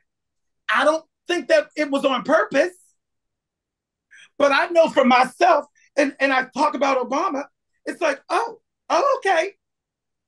Civil rights, oh, okay. Gay rights, okay, we win. Marriage equality, okay, we win. Abortion rights, okay, we win. And then it's like you don't arrive, and the I say fight. I wish there was another word for it. Mm-hmm. The expansion, the involvement, the engagement. That's what I'm looking for. Mm. The engagement of the people can never wane. So if we know that going in, if we know that it's a fight until we die, then we approach it differently. Then we go, okay, I need to take a break right now. Okay. Self-care for myself, and I'll dip and I'll come back. And so that we can, like staggered breathing when you sang in the choir and you had to hold a note for a really long time. And some people take a break and some people, it's like that. And I think our messaging, the messaging for years, at least for me, is what I'm finding. And as I dissect it and try to figure out how, we think we arrived. So it never arrives. I'm guilty of that. You remember like November of 2008, like we were all singing our version of "Can You See a Brand New Day" or whatever. Yeah. Mm-hmm. And that's okay. For a week I actually felt like I arrived in this utopian, because I think what we are basically saying is like we would like to experience not what whiteness feels like, but just the feeling of that level of freedom. Safety. What'd you say, Bill? Freedom. Freedom. Safety. Safety. Yeah. Freedom. And, Safety. And then by year 2, once the unarmed shooting period started, and then I was like, oh, fuck, is this going back to the 70s? And now we're in the 40s. You know what I mean? The 1840s. Because our founding fathers, who everybody likes to hold up on a pedestal so much. Sheesh. That Jefferson was a slave owners. That Jefferson was a motherfucker. Who built this country on that. Yes. Period. The caveats. The thing that I've learned recently, and just looking at how it all goes, it's like, so wait, you mean to tell me that there's no oversight for SCOTUS? Right? Like my man Biden just said, I'm going to cut cut the term down to 18. Can we cut it down to 18 years? If you can find the Easter eggs in these documents, white men, you will be able to be in power forever, minority or not. What do you mean there are no term limits? What do you mean? There are no term limits. That means that the same old white people can stay in office. What do you mean? It's like, what do you mean the peaceful transition of power is not a fucking law? What are you talking about? Yeah, that was crazy. It's just the unfolding and the unpeeling of it's like, so what is it for real? Yeah. And I think that's where we are. And what I'm happy about and what I'm pleased about, because of course, when they go low, we go high. Of course. Well. And because I'm always in air quotes. We have to figure out what going high looks like in this new world order. That's what we have to do. And we figured it out. Figured it out. Her name is fucking Kamala. That's her name. This is what I want to jump comment and say. How to be in the game that we're in. Not the game that we wish it would be, not the game that it should be, but the game that we're in. We have to be in this. Yes. And she is the person for the moment. Yes. For this moment. Yeah. She has risen to the occasion. She knows and not just because of what she looks like. And not just because of what she looks like. Because of what she's done. She knows how to clap back. Yes, she does. Yes. This man has run rampant all over the world for 8 fucking years. So, Billy, how does it feel now that your voice matters to this whole other world in that way? You said you're going to be at the DNC. You've been at the White House multiple times. What does it feel like to be this activist of sorts? Activist, no sorts. My bad. I don't know anything else. Once again, I'm a black faggot in America. I have to fight. I don't have a choice. And I have to fight against my own people half the time.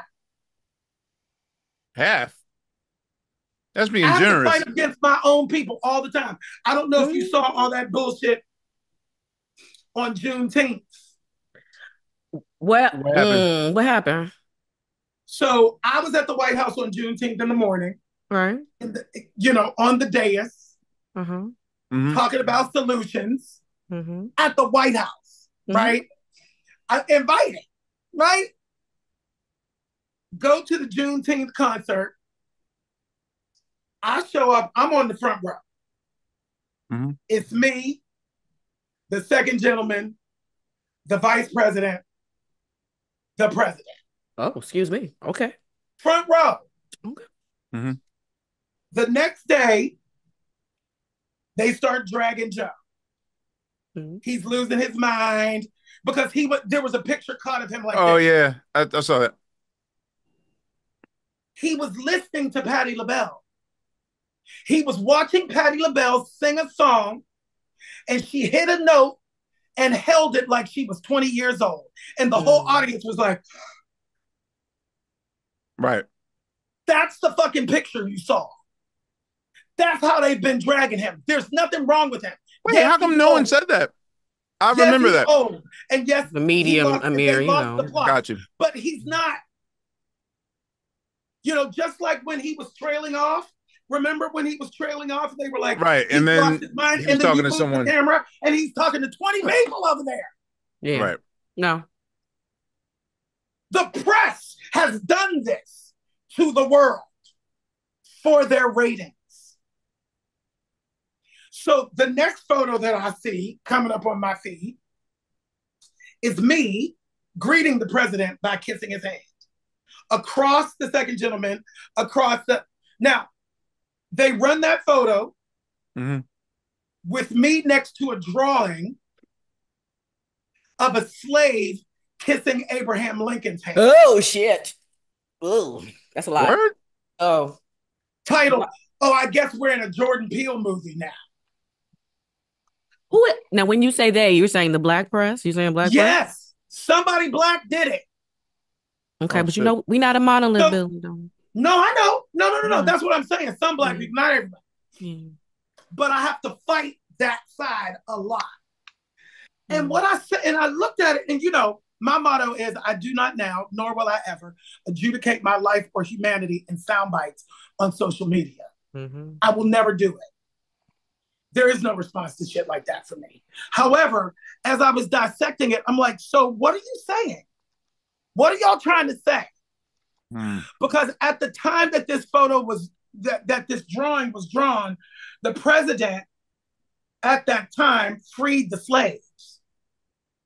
We didn't have the 300 years later.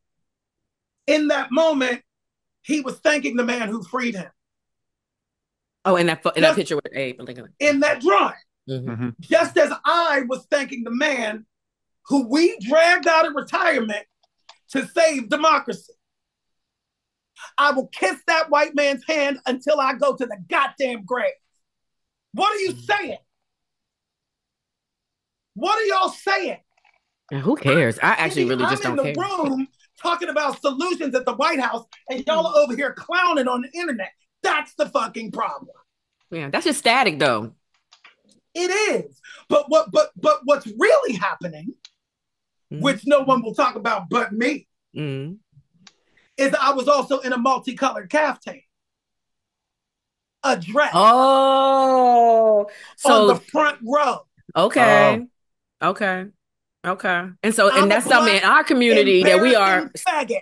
And we are still dealing with that. Yes. And we are so still. So it's actually not about that at all. No, you're right. It's about, I was never supposed to be elevated to the highest levels like that. Right. I'm supposed to stay silent in a closet somewhere. Yeah. Is that weird when you got to deal with issues like that? Did you know some of it, but there's certain things that we really know in our community, right? And others don't. And it's been my whole life. Yeah. It's been my whole life. People with my family at the time, not anymore, but my community, they would rather I be a serial killer than a faggot. That's more acceptable. How were you able to reach your family in terms of turning moms? How are you with your? Oh, I left, and they came back. They missed you. I left, and did they come back because you made it, or did they come back because some of them it was before that. A lot of them were before that. Okay. My family was before that. The church community that I grew up in, it was post-fame. I'm like, you're so transparent. Oh, we love you so much. Yeah. But it's it's also interesting talking about a certain group of Black people. When I was on the George Floyd and all of that stuff, I got on line because here we were marching. Mm-hmm. And then I turn on my social media and a bunch of Black people are beating up a trans girl in the 7-Eleven. Right, I remember this. You want to know why we don't have rights? This is why we don't have our rights. Until we do right by everybody, we will have nothing. Nobody's free till we're all free. Fuck y'all. You want to know why? This is why. Do you think that that's something that should be handled within our community? Or do you think that that's... Absolutely. Okay. I do too. And I'm the one who's saying it. And they dragged me to hell for it. I don't give a fuck. It's the truth. Mind your own damn business if you don't like it. You never had no fear of telling your truth? Have you always been this out loud with the way you feel? It's my mother. Even, I'm talking about TV shows. Because, you know, when you go to Hollywood, and I mean, I tease Ahmir about it, but... My mother was like that. And I know, but like when you get to these places... There are consequences. Yes. There are consequences. I suffer consequences. You know, it's like they've let the queens in to Hollywood. Yeah. They've let us in a little bit. Mm-hmm. But the ones who are getting Marvel movies and shit don't talk. Right. Because I'm like, because you're in Ryan Murphy world, so even that in itself is beautiful. But he's an out louder in his own way. So yeah, and he's also white. He's also a white man. I love him. In the gay world, people don't. So Billy, and you know that straight people do not understand the happenings and the goings-ons in the queer world with race in that way. Like you even saying that out loud, people are like, they gay, they good. He gay, you gay, it's good. You know? It's different. It's different. Yeah. It's different. Yeah. And you know, stand for something or you'll fall for anything. Mm. I will go to my grave standing for the things that I believe in. Even if that means, whatever that means for my career. Whatever it means, because it's more important for me to do that. I'm a human being first. And I engage in the world as a human being. And you will respect me as a human being or get the fuck out of my way. Yo, can you talk about real quick when you were asked to be in the Little Richard project, I Am Everything, and the first, what you felt and what you felt when you saw the finished product? Because as you're speaking, I'm thinking of him, and because it's not a lot of people who can live out loud and chose to live out loud and then came back. It's a choice. Yeah. And like I said, there are consequences that come along with it, y'all. Mm-hmm. There are. Mm-hmm. You know, there are. It's okay. Okay. I'm not changing. I'll never change. Are we still gonna get our James Baldwin? Can we still get our James Baldwin? Can we? Yes, of course. Okay, thank you. Okay. Of course, you know, but we got to get it greenlit.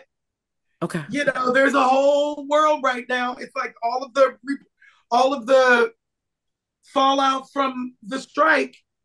Yeah. You know, we're 44%, 46% back. The public doesn't really understand this. I'm glad. Wait, time out. I'm glad you speak on this. This is, yes. 46? Maybe 46% back. The Paramount thing. What did happen to Paramount? Yeah. It's, you know, and I breathe rarefied air. Don't think I don't know that. You know, film and television has dried up a bit for me in this moment. A bit. Not completely, but a bit. I get to go and be in a Broadway show. Who gets to do that? Y'all want to clown me. The Bill's point, yeah. And call me corny, yeah. But I get to still work. Yeah. In the business that I love. Because of this multi-hyphenated human being that I am. So like, I don't know. I feel for the first time in a long time that I can take a breath. Please, you deserve it. And are you scared to take a breath? Because I know that you feel you have to be on guard 24/7. Yeah. Like, do you know how to take? What is taking a breath? I never believed in vacations until vacation last year. 50. You turned 50. I took a vacation in 2015. I did. No, I did. It wasn't a wedding. You weren't. Okay. All right. Okay. I never took a vacation either. Vacation. Okay. Naps.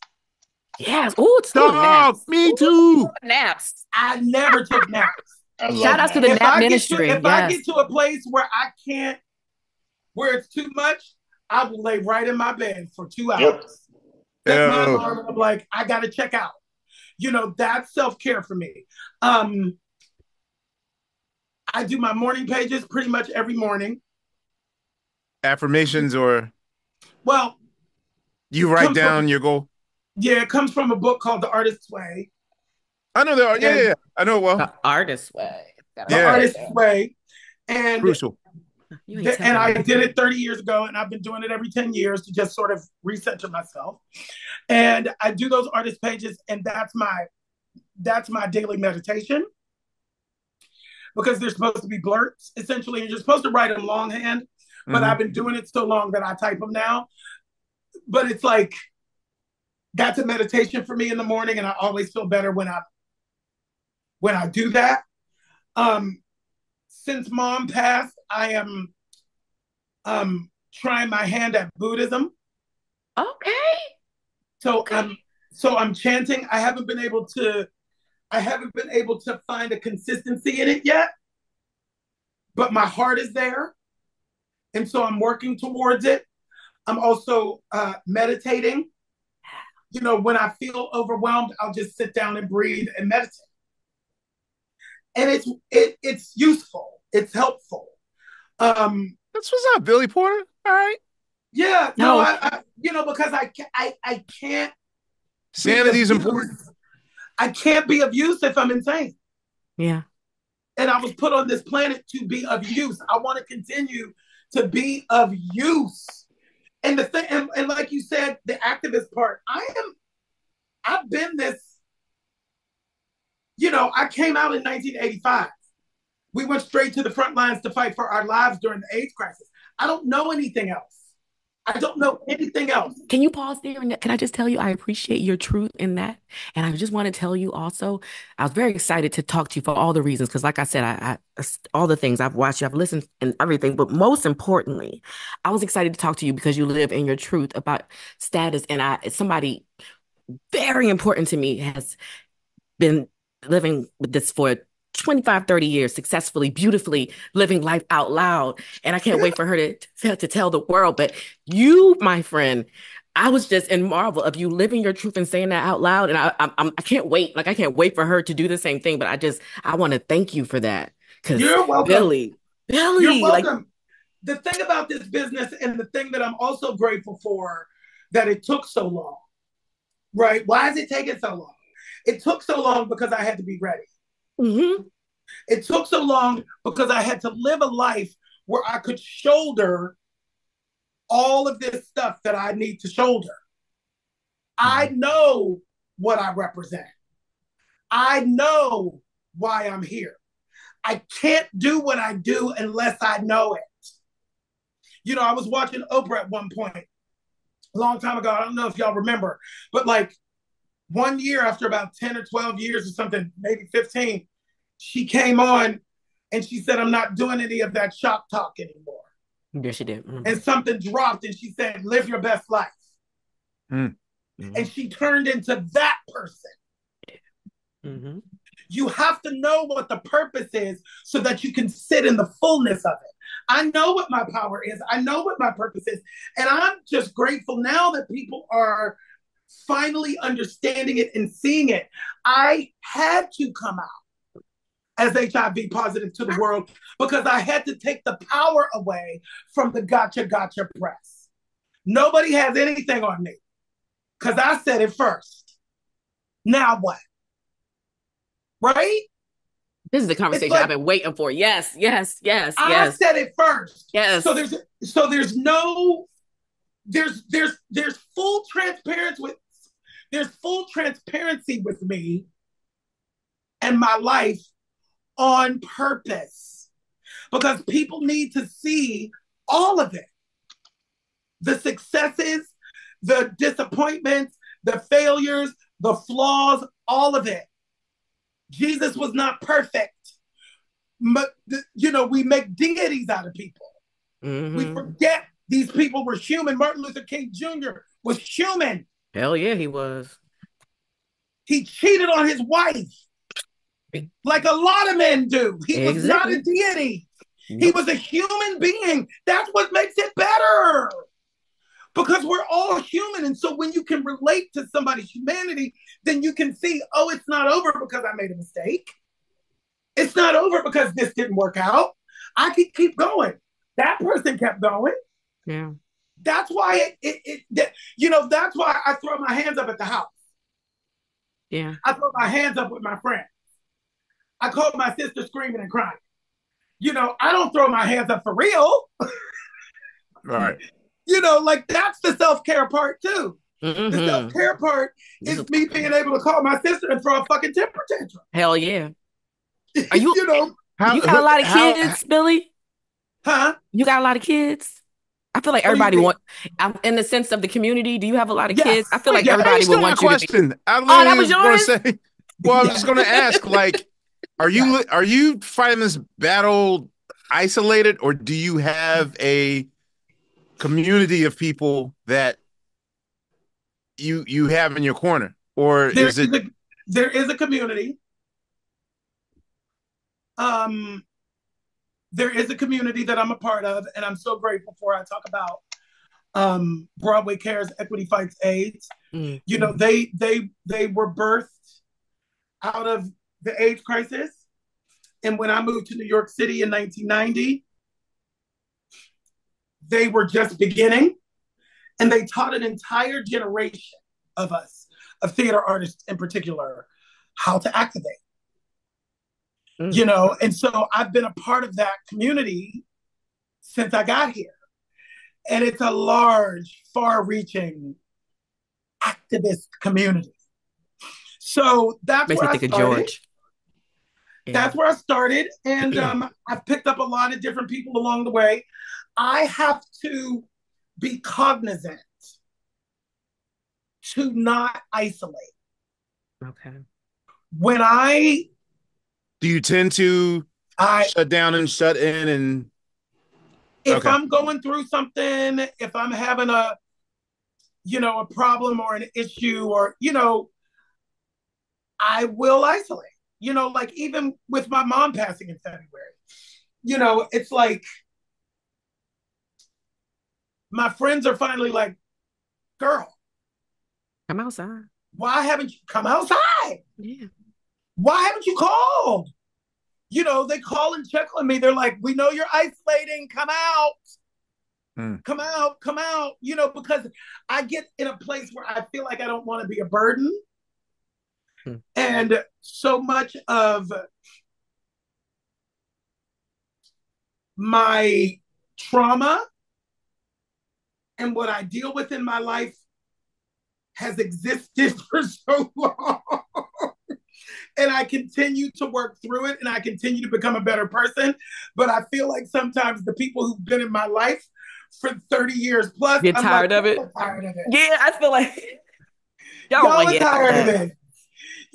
I would never be tired of it. So I don't understand why I put that on other people. Yeah. But like they have to be tired of this by now. So I have to work on that. I have to work on like making sure that I reach out when I don't feel good and ask for help when I don't feel great. I have to do that on my own. You have to let others pour into you because you are always pouring into others. My There's a trauma question therapist during COVID. My trauma therapist, because I suffered, sexual abuse at the hands of my stepfather from the time I was 7 to the time I was 12. It's in the book. I talk about, like there's a lot of trauma, a lot of trauma, and I say the world stopped so that I could begin a real journey towards healing my trauma. And the first thing that my trauma therapist, and I have to say, the the mental health profession and the strides and what is available for us to deal with our mental health blows my mind. It blows my mind. It is. And she said your biggest problem is that you have no self compassion. For everybody else. That's a lot of us. Yes, that's Yeah. the truth. That The is first Ahmir. Yes. 3 months Oh God. of work, and I did 4 hours a week. All the way, I did 4 hours a week for about 2 years. It went down to 2 hours at about a year and 3 months. But the first thing she said was, you have no self-compassion, and we have to work on, exercises. I had to listen to people talk about self-compassion in my ear, and I have to go back to it. Even now, today, I have to remind myself, oh, that's my non-self-compassion person talking. Okay, so yeah, I too had to go through that exercise, of which I was to this day. I have to get up and talk to myself in the mirror. Yeah. And say nice things to myself in the mirror. You know, it's like January 2nd when you say, I'm gonna go to the gym. It takes 19 days to start a habit. And, it took me 7 months, really 7 months of feeling stupid and not mean what I'm saying. And to the point now, 4 years later, I'm addicted to the shit. I'm almost, I don't like preaching it. I like living the example of it, but yeah, that is very important. Wait, can I ask you? So this is what I want to know, because this is the question I asked myself. In 2021, when once Biden came into office, and with the quick fast, that you saw how vigilant and fast the government was to respond to a global health crisis in a second, and when the numbers went down, I was thinking to myself, I'm like, wow, like, why didn't this happen in the 80s when HIV was killed? Of course, I know what the answer is. I want to ask you. And it didn't happen with the last administration. Reagan and Trump are the same person. I get it. Reagan had a better suit and knew not to say the quiet part out loud. Sorry, Nicole Wallace. Right. And when I see you, I'm going to talk to you about that. Sorry. And she will take it. Shut up. You're worshiping of Reagan. Yeah. Sorry, yeah. David. Nicole will get it. Sorry. Yeah. Yes, Dave, you better call them all out. Nobody but y'all. He wasn't good for nobody but y'all. MSNBC. Right. My people. Where are we now? Like, now that COVID is here, have we just put the fight behind us? Like, where is it's a cold, people? It's a cold, right? Where are we now in terms of our relationship with HIV, with the fight against it, against the virus spreading? Like, in terms of HIV is manageable. Mm-hmm. The medication I take makes my T cells about 100 to 200 points higher than any of you. You're not undetectable. Undetectable, but like my T cell count is so high, I'm like the bionic man. Like, that's the shit they ain't got a commercial for, then, Billy. That's something they ain't got a commercial for. Those HIV meds usually have crazy side effects. Like, so now you got to be on high cholesterol medicine or diabetes, and then that medicine you're going to shit. It's just the side effects of things and the things. So if you guys. Yeah, yes. And, I literally just went on cholesterol medication, a low dose, because it's now recommended for people with HIV. My cholesterol is fine. Mm-hmm, but, when you have these preventative measures, you live longer. That's why we're always fighting for. It's not about once you're sick. It's about being able to understand before you get sick. Which is why PrEP is so dope in a way too, right? Like, PrEP is good in that way. And how accessible is it, as far as accessible? It's accessible to us. What's that? Who's us? It's accessible to Americans. It's accessible to people who have medical insurance. It's accessible to people who live in cities who have programs like ADAT. Because when I was diagnosed, I didn't have a job. I didn't have medical insurance. I didn't have anything. New York City had ADAT. They paid for my medications. the Actors Fund, Broadway Cares, they stepped in, they made sure I was taken care of. So, I'm one of the lucky ones. I'm one of the blessed ones. I know there are communities. Yes, you're not that do alone. not have this access. Yeah. Oh, well, that too. Yeah. There are communities that don't have this access. I exist in communities that do. And I always try to make sure that I'm contributing and speaking. And, I'm diabetic because of my family. Yeah. And the gift of that is I'm at the doctor every 3 months.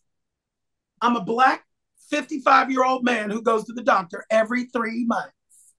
Oh my God. That is a blessing. That is a gift. Because if I didn't have these issues, I would probably be less healthy than I am right now. Yeah. Because I would never go to the doctor if I didn't have to. Black men, what is that with y'all? I don't get it, but that's okay. I don't. It's not just Black men. It's a certain thing. Men, period? Is it a man thing? It's men and women. There's people that still believe in doctors. I want to go to the doctor 2 weeks ago to monitor my sugar. I got this 2 weeks ago to monitor my sugar. It took me 2 weeks. I just put it on today. It took me 2 weeks to just get. Yeah, until I came to Tonight Show. I already know. Oh, Lord. Awesome. Look, for real. Zara was shocked. She's like, when's the last time you've been to the dentist? And I was like, dog, 1979. When I was 8. Well, dental is the hardest insurance too. So shout out to the elders. There ain't no insurance. Yeah, ain't no dental. You can pay for it. You just don't pay for it. I had insurance. Yeah. I didn't even know. My assistant was like, you can pay for some of this with your insurance. I said, child, put it through. Because the last time I had insurance, they just paid for cleanings. And that was it. Right. Oh, no, I'm going through it right now. I have a whole toothbrush. Billy, do you wish for us to talk about HIV and AIDS like we kind of do diabetes and how, perimenopause is kind of doing a thing? I feel like people still feel an uncomfortability, especially because there's still a stigma. Yeah. Which is why I came out on the Hollywood Reporter to talk about it. Okay. And there's probably not a day goes by where that somebody stops me and says thank you. Yeah. So I'm just another day. Okay. Thank you for saying it. Thank you for standing for us. Thank you for that. And thank you. And also thank you, because like I said, I'm a stan. Thank you for doing Pose and reliving that shit all over again. I was like, Billy is the oldest person probably on this cast, and he's reliving the 80s all over again. That's got to be traumatizing as fuck. Thank you for understanding that. And I didn't get it until COVID. And my now ex-husband called me what is that? Not a character actor. Method. Method. Thank you. Method actor. Oh, okay. Called me a method actor, and I was like, I ain't no method actor. He's like, you're a little bit of a method actor, and I didn't really receive it until the COVID break. We were in the middle of filming episode 1 of season 3. And then we were shut down and we went home for 9 months. And during the trauma therapy, I realized, oh shit. Yes, right? Like, what are you doing? What are you doing? I was so excited that somebody was taking me seriously as an actor. Yeah, I get it. That I didn't realize that literally every day I went into work, I was re-traumatizing. Yes! Every day. How did you process it then? After, like... I wasn't processing in the moment. That's the issue. I was just happy to be working, but I was carrying it with me. And I was bringing it home. And not really knowing that I was bringing it home. Right? And not really understanding why there was a low-grade depression that I couldn't shake. And all of that stuff. And so then when I went back, I said, you get 3 takes. set these Oh. cameras up, capture this performance. Come on, man. I'm gonna give you everything, but I only have 3 of them in me. I can't keep going and going and going. You know, like the episode season 2, I was sick in the bed, in a hospital bed for like 2 episodes. And I forgot that I'd never left the bed all day. Because I was making that you was the bring season. lunch to me. Because that was the Bring season me you the were in the food. bed. Right. Bring me the food. I need to stay in it. And I'm like, that's a method actor. No, that is Ahmir. He was Yeah. like, it was like an alter. It, Okay. So okay. I know an actor who almost ruined his relationship because he did a method role and didn't go through the ritual process of getting rid of it. There's a very specific process this actor goes through to get rid of a character, but because another project was like right around Right the corner, after. this actor didn't take the necessary 8 weeks to do the thing that has to be done to get rid of the character and almost ruined his marriage and his family and everything. When you were finally finished with Pose, was there a ritual that you had to do in order to get rid of the character, or like what? How do you? How did you let it go? How did you? I don't know that it's a ritual. It's not a ritual for me. You just let it go. I just let it go. I didn't do anything ritualistic to let it go. It was just over. So if you're not there doing it every day, it's over. And for me. And so it slowly dissipates and it's slowly gone. You know, I will say I didn't watch it. So I you didn't don't. not watch it You none of okay? it. for the first. I mean, I watched the first run when it happened, Mm-hmm. but I didn't return to it till like 6 months ago. And I had to go watch it for the I am enough space that I needed to get into. Ooh. So what was the process like reliving, watching it through the new filter Well, of? I had enough distance from it to understand my own power. I had enough distance from it to watch it and be able, and be able to go, oh no, I deserved that. Because I went through a space where I had like, oh, I was a diversity winner. I won the Emmy as a diversity winner because that's when we were all in, that's when Hollywood was in woke mode. Right. Right. Yeah, they could see you for a So second. I went through a time because. So you didn't feel it was legit. You felt it was the. Well, So, Pray Tell didn't exist until I walked in the room. Right. Right. So right. season 1, they had already written the first 4 episodes. So in season 1, if you go back to season 1, they had to fold me into it slowly. And so the first 3 episodes, I'm more of just the MC. I have a couple of scenes outside of it, but I'm just the MC. It's episode 4 when I get the HIV diagnosis and it's guns a-blazing, right? And so, but what was weird for me was that season 2 and season 3, I was the lead. Yeah. With Blanca. And I lost the Emmy to 2 white boys. Again, And it was like, but that's when I deserved it. Yeah, because you got him in season 1. I didn't feel like I had deserved it for season 1 You deserved all. because I wasn't in it as much as I was in season 2 and season 3. So my brain started to go there. And so then my manager, and that's the self-compassion thing. And so my manager was like, Billy, no, you won the Emmy for season 1 and 2 at the same time, because what happened was you came on in the summer for season 1. You were nominated the following summer while season 2 was airing. Got it. So they saw season 1, but they were voting on your performance of season 1 and 2. And I'm like, oh, okay. But I had to go back to watch it to go, oh no, I was fierce.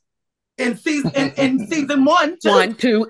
I was slaying in season one as well. I laid that shit right on down. You fucking So slayed yeah, it. I deserved it. But like I had to go back.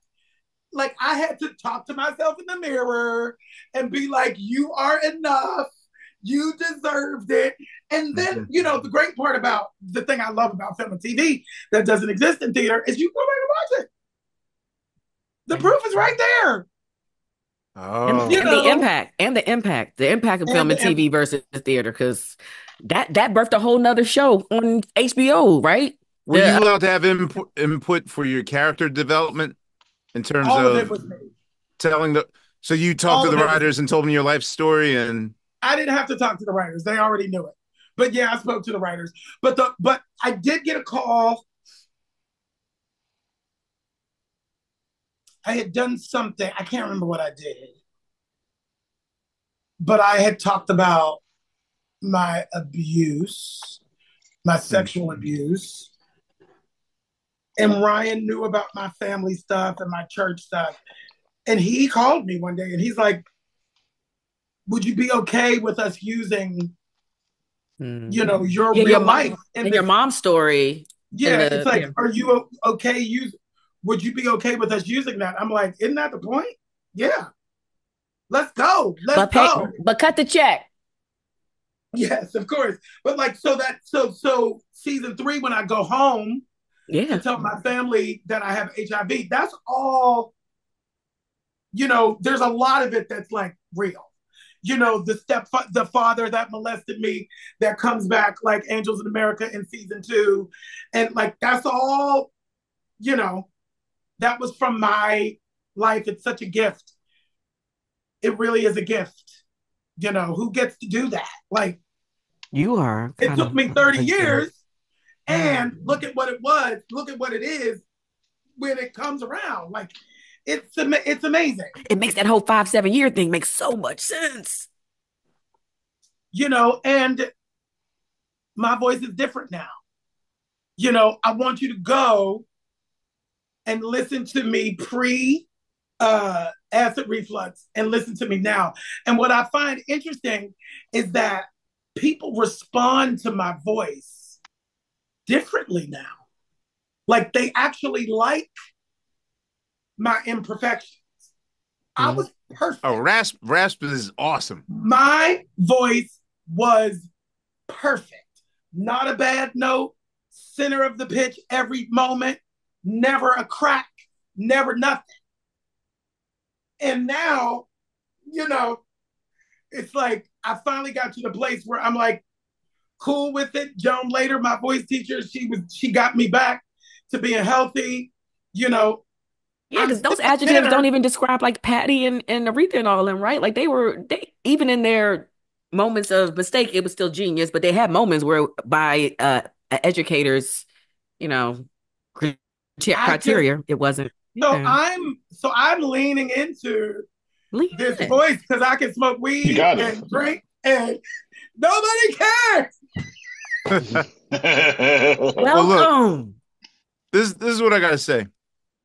And I sound like a broken record to our listening audience with QLS, but you know, I'm amazed once I think, you know, it was that way with the Sonata Montoya episode, with the Matthew Knowles episode, with the Jimmy Jam episode. Mm-hmm. Like I'm really shocked at how what I learned. It's weird. Like I feel almost guilty having this platform because, like, you know, it's not. I don't even consider it a media source more than I consider it as a legit way for me to learn about people. Yeah. And learn about myself. The commonality that we've made today with you sharing how you feel about not achieving the space that you want to be in your music takes my breath away. And thank you for sharing that, because that's not something that I would, I'm one of those people that looks and goes, the masters of everything, like it, Uh, you never know I'm what people shocking are people going all through. this. Look, I'm shocking people all this week. Steve has actually uh, achieved the impossible. Um, so as of this recording, and Steve suggested it so casually, I didn't realize the trap, not the trap that I fell into. Um, so I do have a fear in life, and that fear is playing jazz. You do. I have, it's not that I don't have the ability to do it. It's not that I don't have the ability to do it. And I think in general, and this has been a common subject for a lot of our episodes. Black people in general have a fear of being vulnerable, either Mhm. emotionally vulnerable, professionally vulnerable. And jazz is such, well, I think music in general is a vulnerability. Um, but I do notice that I tend to only be in situations that I'm allowed to control. Right. And in this very particular situation, I can control my 10 bandmates. I can, like I know my music like the back of my hand, but when I did Steve's project for his label, Mhm. um, you Sugar know, Steve. yes, Sugar Steve, yes. When I did my project for his label, that was one thing, getting through the actual recording of the album. But when he's like, all right, we're going to do 6 shows at the Blue Note, I agreed to it, but it was so far in the future that, I wasn't, it's almost like I'm shocked that I didn't find a way to sabotage myself, Weasel out of it. you know? And Yeah. so, I did those 6 shows last night, and that was one of my biggest fears in life, like playing that level of musicianship. I don't know, because again, I tend to beat myself up way more than I should. Yeah. And for some reason, I got through it. So, yeah, Steve, So that this is a friendship moment with us, and we've known each other for 25 years. I love Thank you. that. Thank you for taking me out of my fear. But, you know, what I'm saying to you is, thank you. And it's not, and I know that when we tend to share our stories, whatever our backgrounds are, we might think that it's for naught, or, is it the tree that falls in the forest that no one receives or whatever. Yeah. But I believe this is definitely one of the most important episodes of Questlove Supreme that we've taped. And Oh, I want to thank you for that.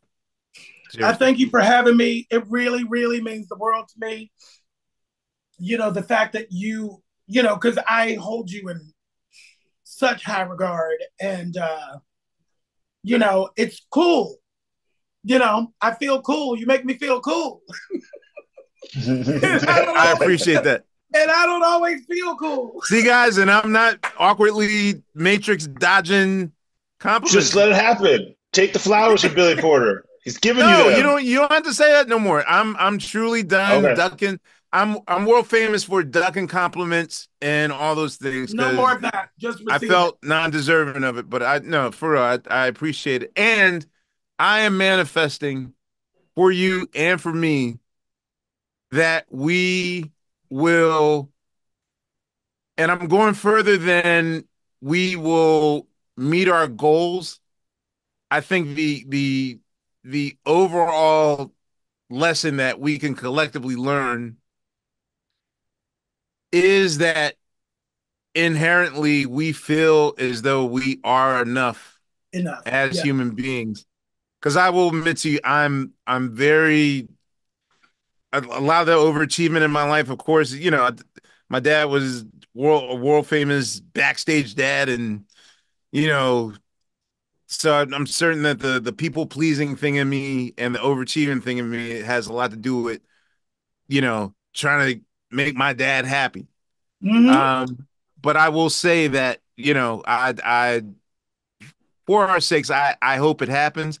If it does not happen, and I don't believe in man of fucking myself, if it doesn't have it, I'm fine with that personally myself.